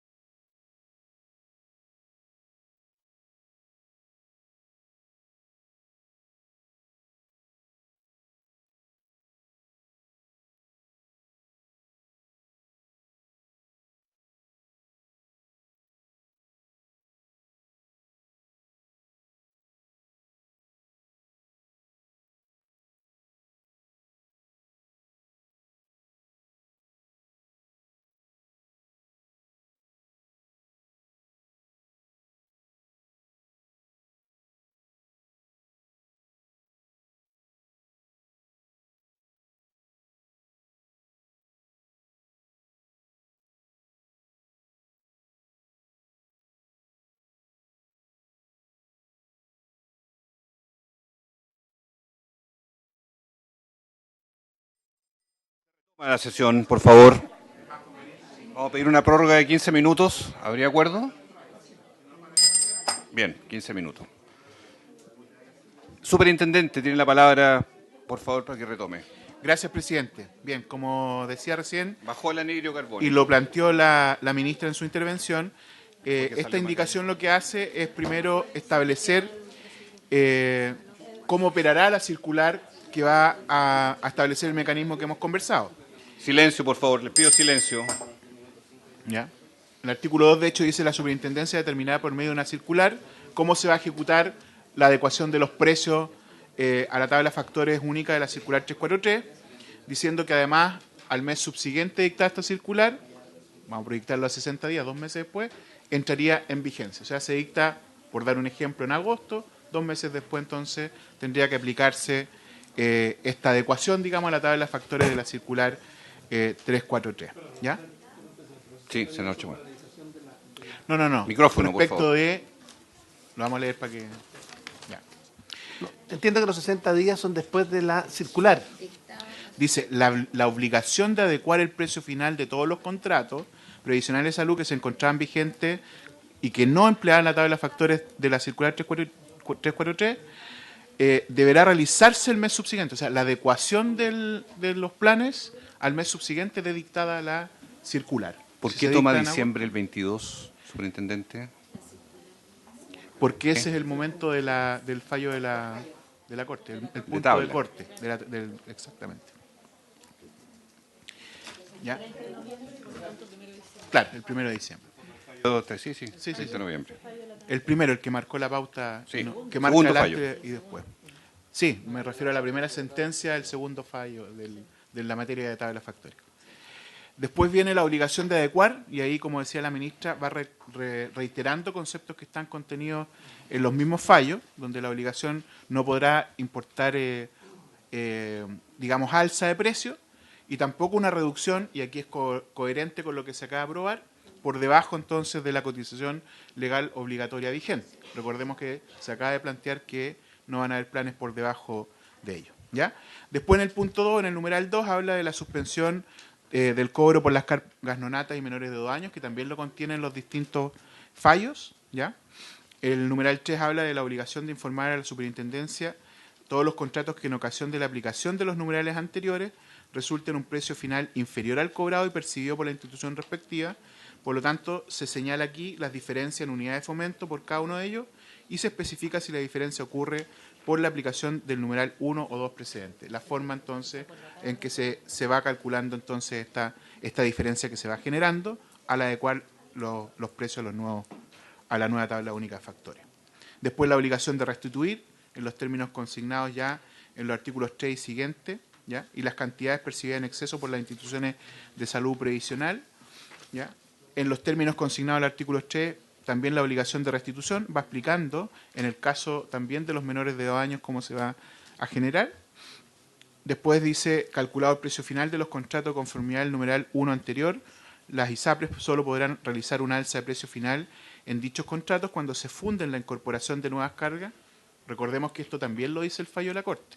No pueden haber alzas salvo que se incorporen nuevas cargas y se impute a esas nuevas cargas entonces un alza de los respectivos planes o contratos. Lo referido en el presente artículo es sin perjuicio de las adecuaciones de precio que legalmente corresponden. Todos los años existen adecuaciones de precio base que la ley permite, ¿no? Que coloquialmente se le llama ICSA, pero no es ICSA. ICSA es un indicador, no es un proceso, ¿ya? Y obviamente todas aquellas materias que determine la Superintendencia de Salud en el marco de nuestras atribuciones. Por lo tanto, establece, digamos, todo el formato en que se va a realizar esta circular, que va a permitir entonces, por una parte, reducir los precios, digamos, de aquellos planes o contratos que tienen tabla de factores anteriores a la tabla de factores de la circular 343, impide el alza, salvo que ingresen o se incorporen nuevas cargas, y reconoce obviamente las alzas asociadas a lo que legalmente se permite. Y materializa efectivamente el cambio de la tabla de factores, entonces, 60 días después de dictada la circular respectiva. Sobre los menores de 2 años, voy a tomar agua. Si me permite, ministra, para poder clarificar. Ya. Lo que ocurre con los menores de 2 años, presidente, son dos cosas. Primero, hay una cuestión de realidad que yo creo que es importante que la Comisión de Salud también sepa. El aumento progresivo de recursos que se han presentado en la Corte a propósito de la situación de no haberse generado hoy día ya una disminución de cobro en este grupo etario, ha ido generando una presión importante en los tribunales. Que se haya incorporado una posibilidad de poder compensar estos menores ingresos producto del no cobro de menores de 2 años, ¿ya? Que recordemos la sentencia de la Corte lo imputa al GES, pero todos sabemos que no está cubierto evidentemente por el GES, requiere entonces una compensación. Lo que se plantea en el proyecto de ley en definitiva es que se pueda generar un mecanismo que permita calcular un ingreso para poder compensar o cubrir en definitiva esas coberturas, ¿ya? Pero en un prorrateo, digamos, en el resto de la cartera, no cobrándole a los menores de 2 años. Porque si uno calcula un monto en UF, permite poder decir o excluir expresamente en ese monto en UF por beneficiario a todos los beneficiarios menores de 2 años y prorratear los menores ingresos respecto de toda la totalidad de la cartera de esa ISAPRE. De tal manera que el monto, digamos, que se incrementa es bastante más residual que si se imputara, digamos, por ejemplo, a una solidaridad dentro del mismo contrato o del mismo grupo familiar. Porque ¿quién compensa? Si yo compenso en un grupo familiar determinado, porque no tengo que financiar esto que estoy dejando pagar, obviamente le imputo el 100% de lo que le estoy descontando a ese grupo familiar, lo que no tiene sentido.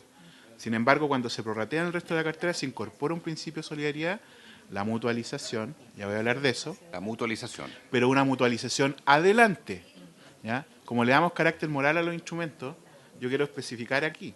Nadie ha dicho que la mutualización per se sea negativa. El punto es que la mutualización hacia adelante sí incorpora principio de solidaridad. Nuestra discusión era el efecto de la mutualización hacia atrás, como para dejarlo claro. Entonces, esto efectivamente sí permite solidarizar estos menores ingresos y reducir el impacto de los menores costos. Pero además nos permitiría poder sacar una circular que permita ejecutar la disminución o la suspensión del cobro de hoy antes de puesta en vigencia la ley corta y llegar, ojalá, en abril, si se ejecuta, digamos, el alza que está proponiendo el gobierno en el otro proyecto de ley, en abril, y anticiparnos a aquello para evitar el creciente número de recursos que se están presentando y que hoy día podría fallar la Corte incluso que se ejecuten ahora. Y si se ejecutan ahora, no tenemos instrumento alguno para poder compensar esos menores ingresos. Entonces, yo creo que es del todo sentido de responsabilidad que el gobierno entienda que ante estos hechos hay que adelantarse en esta situación, minimizando los efectos, obviamente, de alza, pero permitiendo entonces con esto adelantar también esta medida y permitir entonces que se ejecute, ¿ya? Sacando una circular, incluso apenas sea aprobada la ley, aun cuando entre en vigencia en abril, se resuelve el problema de la judicialización. Entonces, eso me parece importante poder explicar. Gracias, presidente. Noche, Juan. Presidente, primero, claramente en esta redacción de esta indicación está recogido también el trabajo del comité técnico surgido al alero de la Comisión de Salud del Senado. Y por otra parte también permite entender que obviamente un sistema de seguro requiere mutualización del riesgo para adelante, en este caso como lo ha planteado el subintendente, pero efectivamente es la única fórmula que permita justamente compensar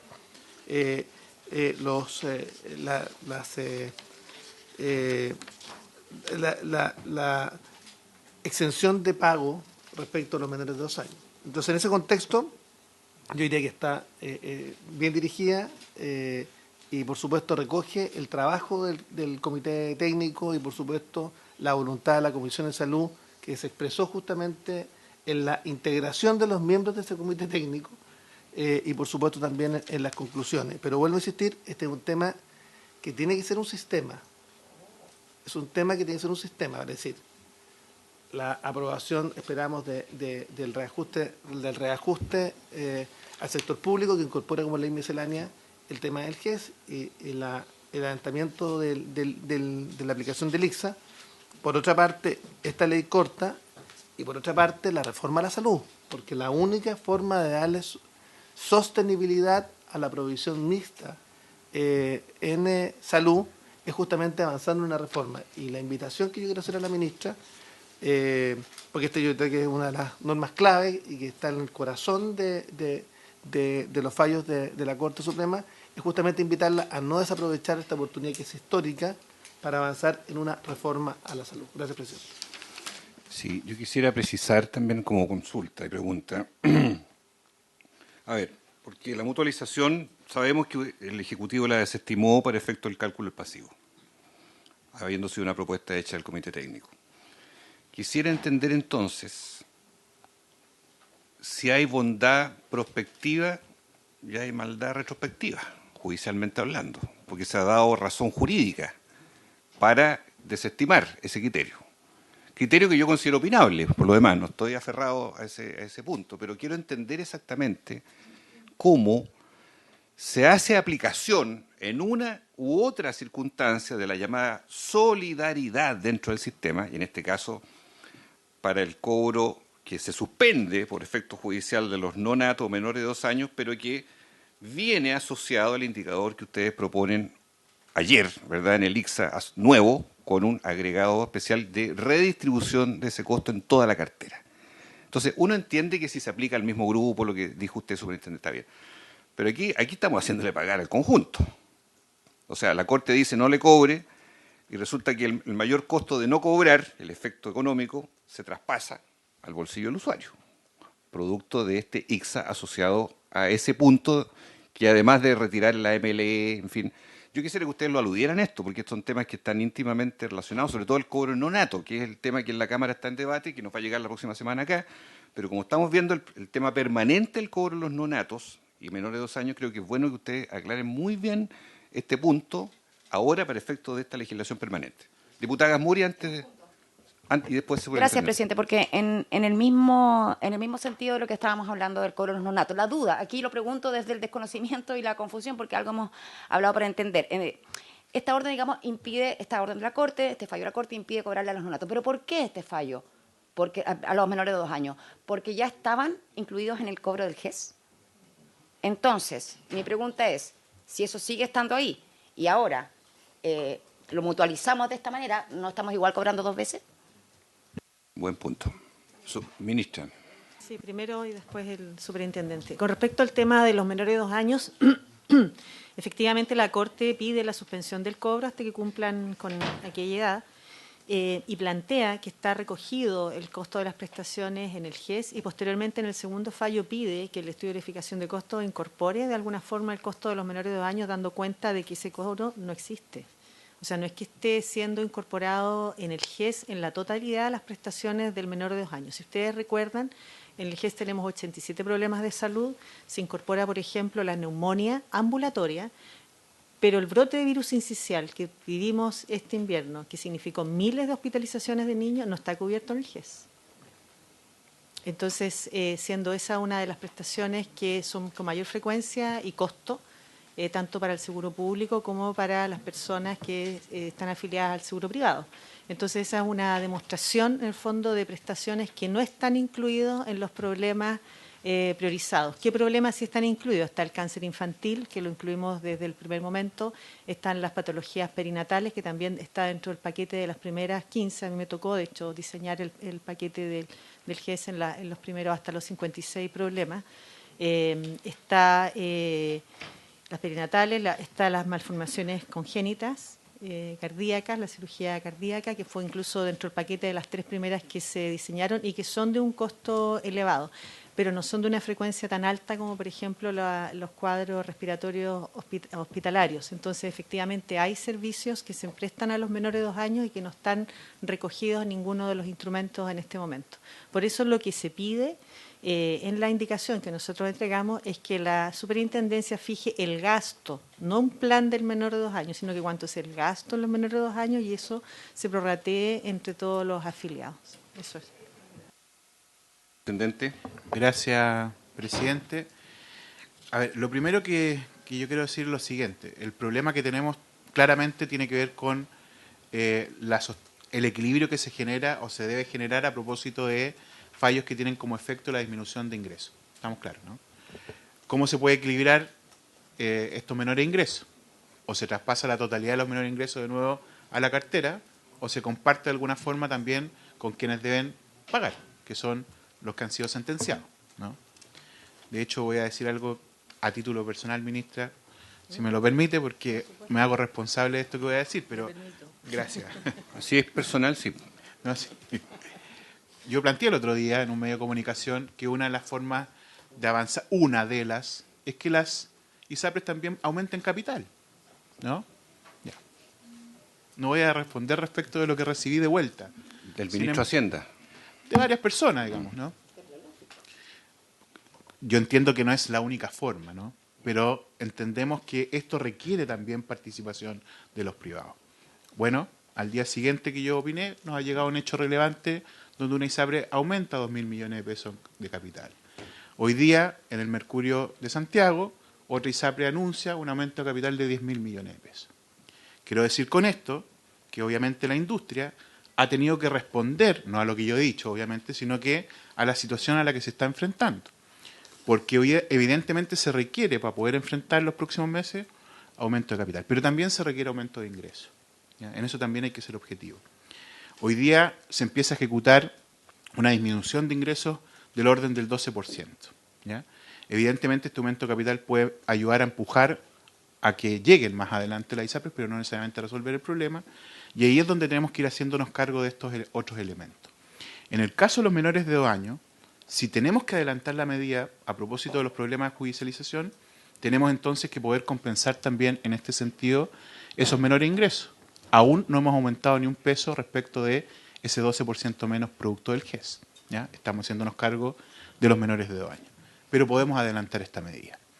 ¿Por qué razón con una mutualización hacia adelante y que es distinta respecto de la hacia atrás?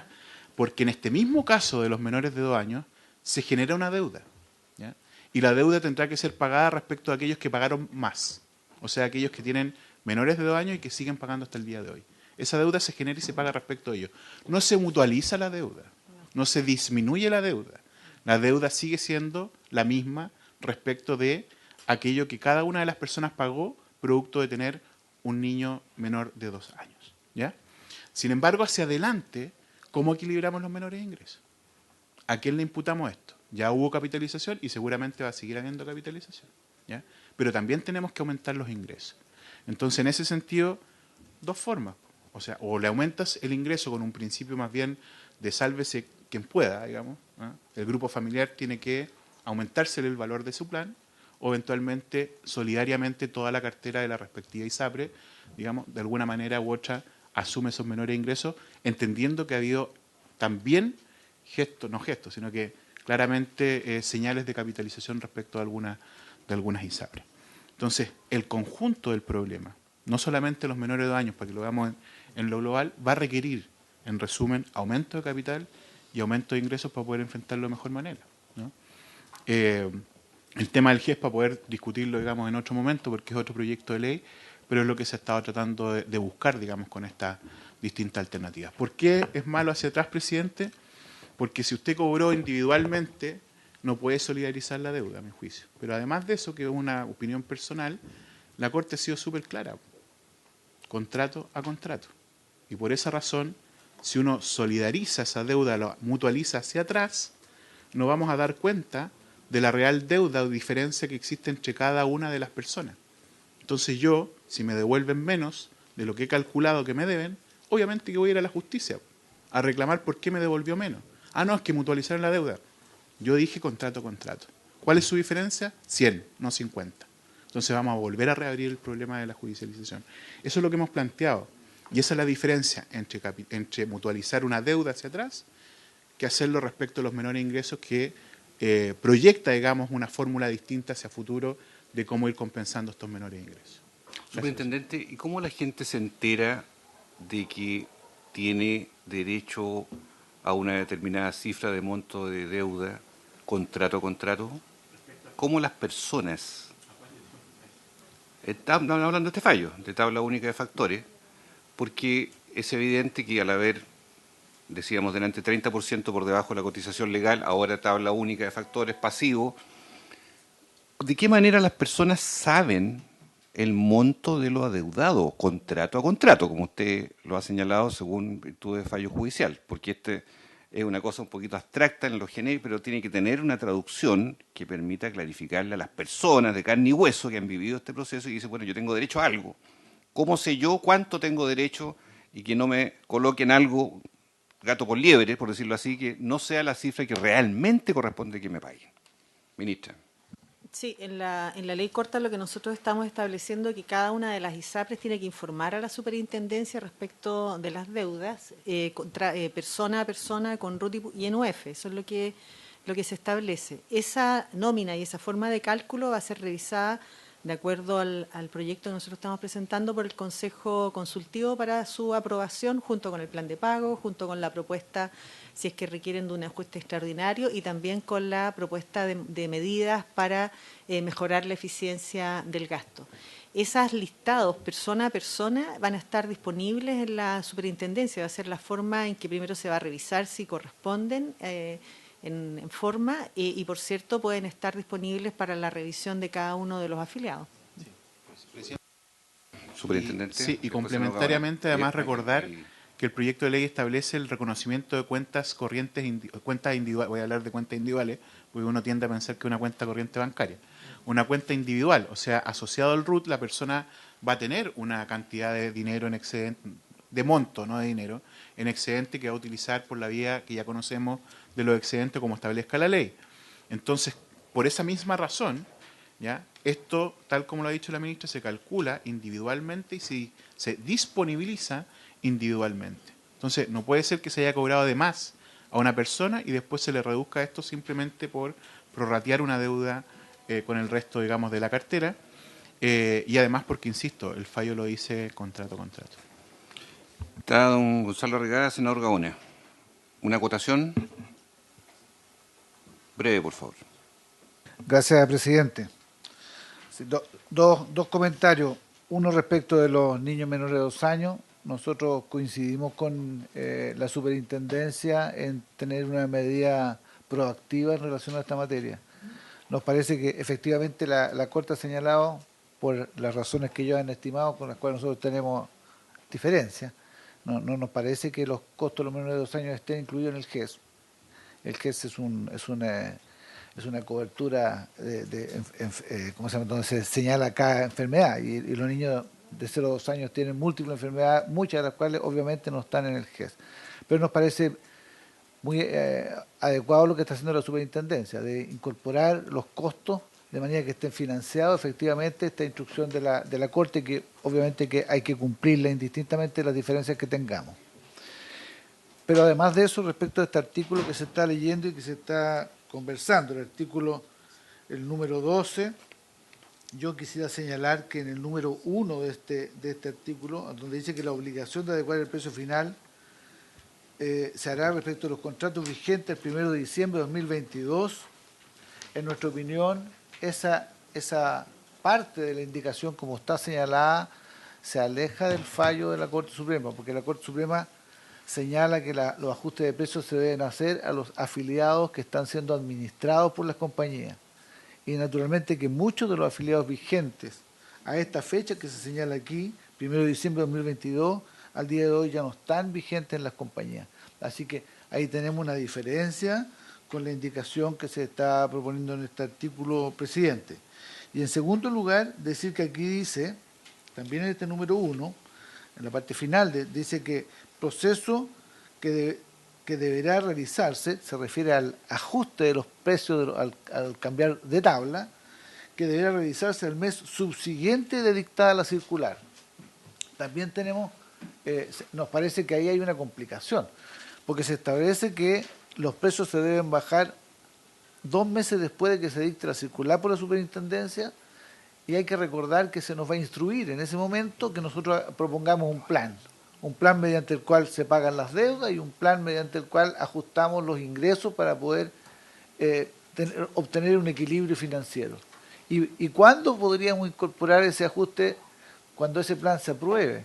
Tiene que ir a una instancia que se cree acá, tiene que tener la revisión de la superintendencia y finalmente ese proceso se va a efectuar seguramente 5 o 6 meses después de que esté dictada la circular. Entonces lo que estamos generando, presidente, es un periodo, de nuevo, igual que lo que está pasando hoy día con el GES, que generamos la disminución de los ingresos y eventualmente la solución eventualmente vendrá en mayo. Aquí estamos generando, al aprobar este artículo en la forma que está aquí, de nuevo un espacio de tiempo donde quedan desfinanciadas las prestaciones. ¿Por qué? Porque se ajustan los precios a la nueva tabla 2 meses después de la circular y vienen las soluciones como 6 meses después. Entonces, eso perfectamente podría corregirse. Por ejemplo, donde dice que los precios se deben ajustar al mes subsiguiente de dictada la circular, podría decir al mes subsiguiente de aprobado el plan. Y eso haría que las cosas coincidan y no se genere este espacio, presidente, que va a generar otra dificultad de falta de financiamiento. Eso, presidente. Senador Gaona. No, presidente, y vamos a ir cerrando ya. Sí, para ir cerrando, porque además estamos ya 20 minutos atrasados ya. Presidente, no, respecto a lo de la mutualización, la Corte habla de cobros en exceso y faculta al superintendente para que haga el cálculo de la deuda. Uno entiende de que en este proceso le ocurrió a personas que se le cobró de más y a personas que se le cobró de menos. Por lo tanto, si queremos incorporar el principio de solidaridad, lo que uno puede entender es que el cálculo de la deuda debiera ser el cálculo de deuda neta del sistema. Porque si lo hacemos contrato a contrato, efectivamente lo que vamos a hacer es devolverle a todos los que se les cobró de más, pero a todos los que se les cobró de menos no devuelven nada. Y ese es el punto que yo sí creo, y por tanto creo que tiene que mutualizarse el sistema en su conjunto en términos de la mutualización de la deuda. Porque aquí lo único que está haciendo con esta indicación es devolverle a los que se le cobró de más. Y a todos los que pagaron de menos, bien, gracias. Ese es el punto que yo quisiera dejarlo claro, y por qué nosotros entendemos que esta mutualización también tiene que ser atractiva como sistema para que se pueda sostener, si no va a ser imposible que esto se sostenga en el tiempo. Sí, yo le sugiero a la Comisión lo siguiente, que quede pendiente este artículo 12 porque hay que ver el 13, que es el plan de ajuste y precio. O sea, el plan, sin conocer el plan de ajuste, es difícil entender el concepto del numeral 12, por los tiempos que aquí se han señalado y porque además, ministro, para ir cerrando esta sesión, brevemente quisiera que usted pudiera precisar, porque se ha producido un ruido en la Cámara de Diputados por los temas del ICSA. Entonces, el ICSA, según la enmienda enviada ayer al Congreso, se aplicaría desde marzo, el adelanto, con las consideraciones de sacar la MLE como factor de costo y en el caso de los menores de 2 años con la consideración de agregar ahí la redistribución del riesgo. El plan de ajuste y pago significa el segundo momento de reajuste de precios, sinceramente, porque uno sería en marzo de prosperar el ICSA que está planteado, y el segundo momento es el que se ha señalado acá, que viene en el artículo 13, que es cuando ya se entrega, después de pasar por el Consejo Asesor, después de la Superintendencia, en fin, más o menos agosto. ¿Cómo le explicamos a la ciudadanía que tenga un doble reajuste de precio el próximo año en su bolsillo? Uno en marzo y otro en agosto aproximadamente de los precios de los planes. ¿Cómo lo hacemos eso? Porque esa es la gran duda que flota en todo. Muchas gracias por la consulta, señor presidente. Bueno, volver a aclarar que lo que se está viendo en este artículo es la mecánica y no entra en cómo se hace el cálculo ni nada. Eso simplemente define que hay un momento en que la superintendencia dicta el que se aplica la nueva tabla de factores por medio de una circular. Desde el punto de vista nuestro, la sentencia define los contratos que estaban vigentes al momento de la sentencia, que eso es lo que abarca el comentario del presidente de la Asociación de ISAPRES. Eso es lo que hemos estimado nosotros desde el punto de vista jurídico, que la sentencia habla de los contratos que estaban vigentes al momento de la sentencia, y no de que se dicte la referida circular, que es un tema que aquí ha quedado presente. Y con respecto, ciertamente, que desde el punto de vista del Ejecutivo era mejor, probablemente para el entendimiento de la gente, que entraran todos los factores al mismo tiempo. Entonces, ciertamente que van a ocurrir no solo 2 reajustes, sino que también 2 rebajas. Las personas van a tener una primera rebaja en enero, que va a ser sustantiva, una rebaja del cobro del GES, que en algunas ISAPRES es muy sustantiva y en otras menos sustantiva, pero que en promedio va a significar una reducción del pago de las personas que hace mes a mes referente al ajuste del precio de la prima GES, que me parece que eso no ha quedado tan entendido para la opinión pública. Lo que nosotros, dado que esa rebaja es muy sustantiva y pone en riesgo la estabilidad financiera de algunas ISAPRES, no de todas, pero de algunas, y particularmente hacia el futuro, si esto se prolonga en el tiempo, sería finalmente de todas, por eso es que la ley corta tiene distintos mecanismos de compensación. Efectivamente, nosotros estamos proponiendo que el reajuste normal, que sería en julio, se adelantara a abril, y que ese reajuste, por una vez, solo por este año, reconozca de mejor forma la diferencia de los costos de operación solo de las ISAPRES y se desancle de FONASA, para que pueda recuperar de mejor forma un reajuste que sea un poco más real al precio que tiene en las aseguradoras privadas y no quede indexado FONASA, solo por un año y como una medida de mitigación de este impacto financiero de la prima GES. Entonces, en abril, por ejemplo, podría haber un reajuste que sería una cuantía significativamente menor a la rebaja que ocurrió en enero. Posteriormente, cuando se emita la circular, las personas que estaban con una tabla de factores distinta van a observar una nueva rebaja, porque la que pide que tenía la tabla antigua, incluso la Corte Suprema solo obliga a la rebaja. Entonces las personas van a tener una rebaja por ese motivo, y si las ISAPRES justifican a raíz del equilibrio financiero la necesidad de un nuevo reajuste, habría un nuevo reajuste. Entonces las personas van a tener 2 rebajas y un reajuste cierto, que va a ser la aplicación del ICSA, que si se aprueba va a ser en abril y si no va a ser en julio, pero va a haber ese reajuste en el curso del año, y el reajuste que soliciten y justifiquen en virtud de la necesidad del equilibrio financiero, que también tiene que ver con cómo sigue evolucionando las cifras de la industria y la posibilidad de que capitalicen o no, etcétera, todos los distintos embates que tiene la industria. Y eso es lamentable que va a ser así. Nosotros, por cierto, que hubiésemos querido que hubiera sido todo junto. Es cierto que la sentencia del GES no mandataba al Ejecutivo ningún tipo de medida. En atención a la solicitud de la ISAPRE, el superintendente solicitó una prórroga, la prórroga no fue aprobada y por lo tanto tenemos que estar en esta situación de dos rebajas, un reajuste entre medio que va a ser mucho menor y una posibilidad de ajuste hacia el futuro que presenten las ISAPRE. Ciertamente que son fenómenos complejos, pero bueno, la sociedad hemos pasado complejidades enormes en salud este último tiempo y lo que a nosotros nos interesa como gobierno es responder a esta situación y tener una cierta estabilidad, y efectivamente vamos a tener que explicar que es así, porque así quedaron los tiempos en relación a cómo podían entrar los temas relacionados con el cumplimiento de la sentencia. Sí, ministra, pero permítame, es confuso esto, porque las rebajas son parciales, pero los reajustes son universales. Entonces, no es el mismo universo.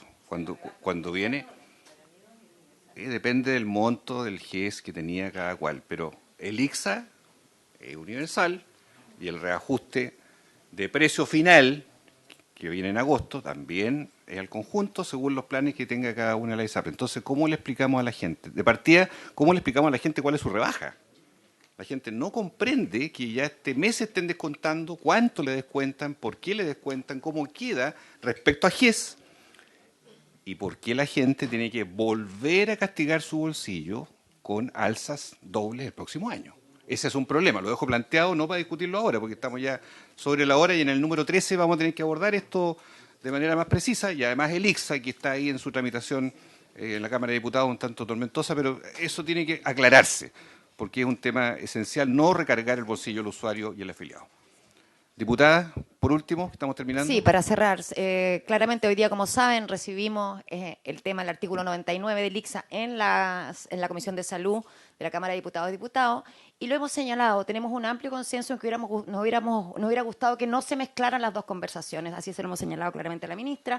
Creemos que no es una buena idea mezclar el proyecto de reajuste del sector público con esto tan sensible del ICSA, que son materias distintas. Entonces, no nos parece, y insistimos en solicitar al Ejecutivo que retire el artículo 99 de esta ley de presupuesto para que no nos obliguen a debatirlo de esta manera en la Comisión de Salud, de manera un poco forzada, porque la verdad es que no está a la disposición para aprobarla. Entonces, seamos responsables, separemos las conversaciones, no tiene relación el reajuste del sector público con el tema del ICSA. Entonces, yo nuevamente, como presidenta de la Comisión de Salud, le solicito al Ejecutivo que consideren aquello, porque no estamos en condiciones de aprobarlo en esta forma. No porque no estemos disponibles a dar la discusión de fondo, sino todo lo contrario, para poder dar la discusión en tiempo y forma como corresponde, no de manera precipitada, que solamente de manera eventual la Cámara aprobó que esto lo viéramos en la Comisión de Salud. Es decir, ni siquiera iba a ser visto en la Comisión de Salud, y eso no nos parece aceptable, ministra, se lo digo por su intermedio, presidente. Ya. Entonces, hago la prevención, vuelvo a insistir, tenemos tiempo, porque creo que no es una buena idea. No es una buena idea y tenemos un consenso bastante importante, no porque no queramos dar la discusión, sino porque no nos parece correcto mezclarla. Ya, vamos a dejar hasta acá porque es una discusión que está en otra Cámara, entonces prefiero no introducirlo ahora y por haberse cumplido el propósito, pero es que es un debate que plantea la presidenta de otra Cámara. Quiero cerrarlo, simplemente para señalar lo siguiente. A ver, a mí me parece muy legítimo que la presidenta de la Comisión de Salud de la Cámara plantee este tema, pero también hay otro elemento, y qué bueno que la presidenta de la Comisión de la Cámara esté presente acá, porque entiende que esto es un sistema. Entonces, no es que estemos sacando un tema que debió haberse resuelto acá, por los plazos no alcanza. O sea, si queremos cumplir con los fallos de los tribunales de justicia, no alcanza. Además, la ley de reajuste al sector público es una ley miscelánea. Es una ley donde están incorporados temas temas tan distintos como temas de educación, Entonces, acá lo que necesitamos es cumplir con los plazos de los fallos. Muy bien. Y por eso yo creo que lo bueno es que está acá. Y sabe que acá estamos trabajando de manera seria, responsable, y estamos sacando adelante la pega para sacar adelante la ley corta Bien. de ISAPRE. Entonces, no es que estemos metiendo por contrabando No, el si gobierno. no es, yo quiero, a ver, yo soy muy respetuoso de las atribuciones de cada Cámara del Congreso.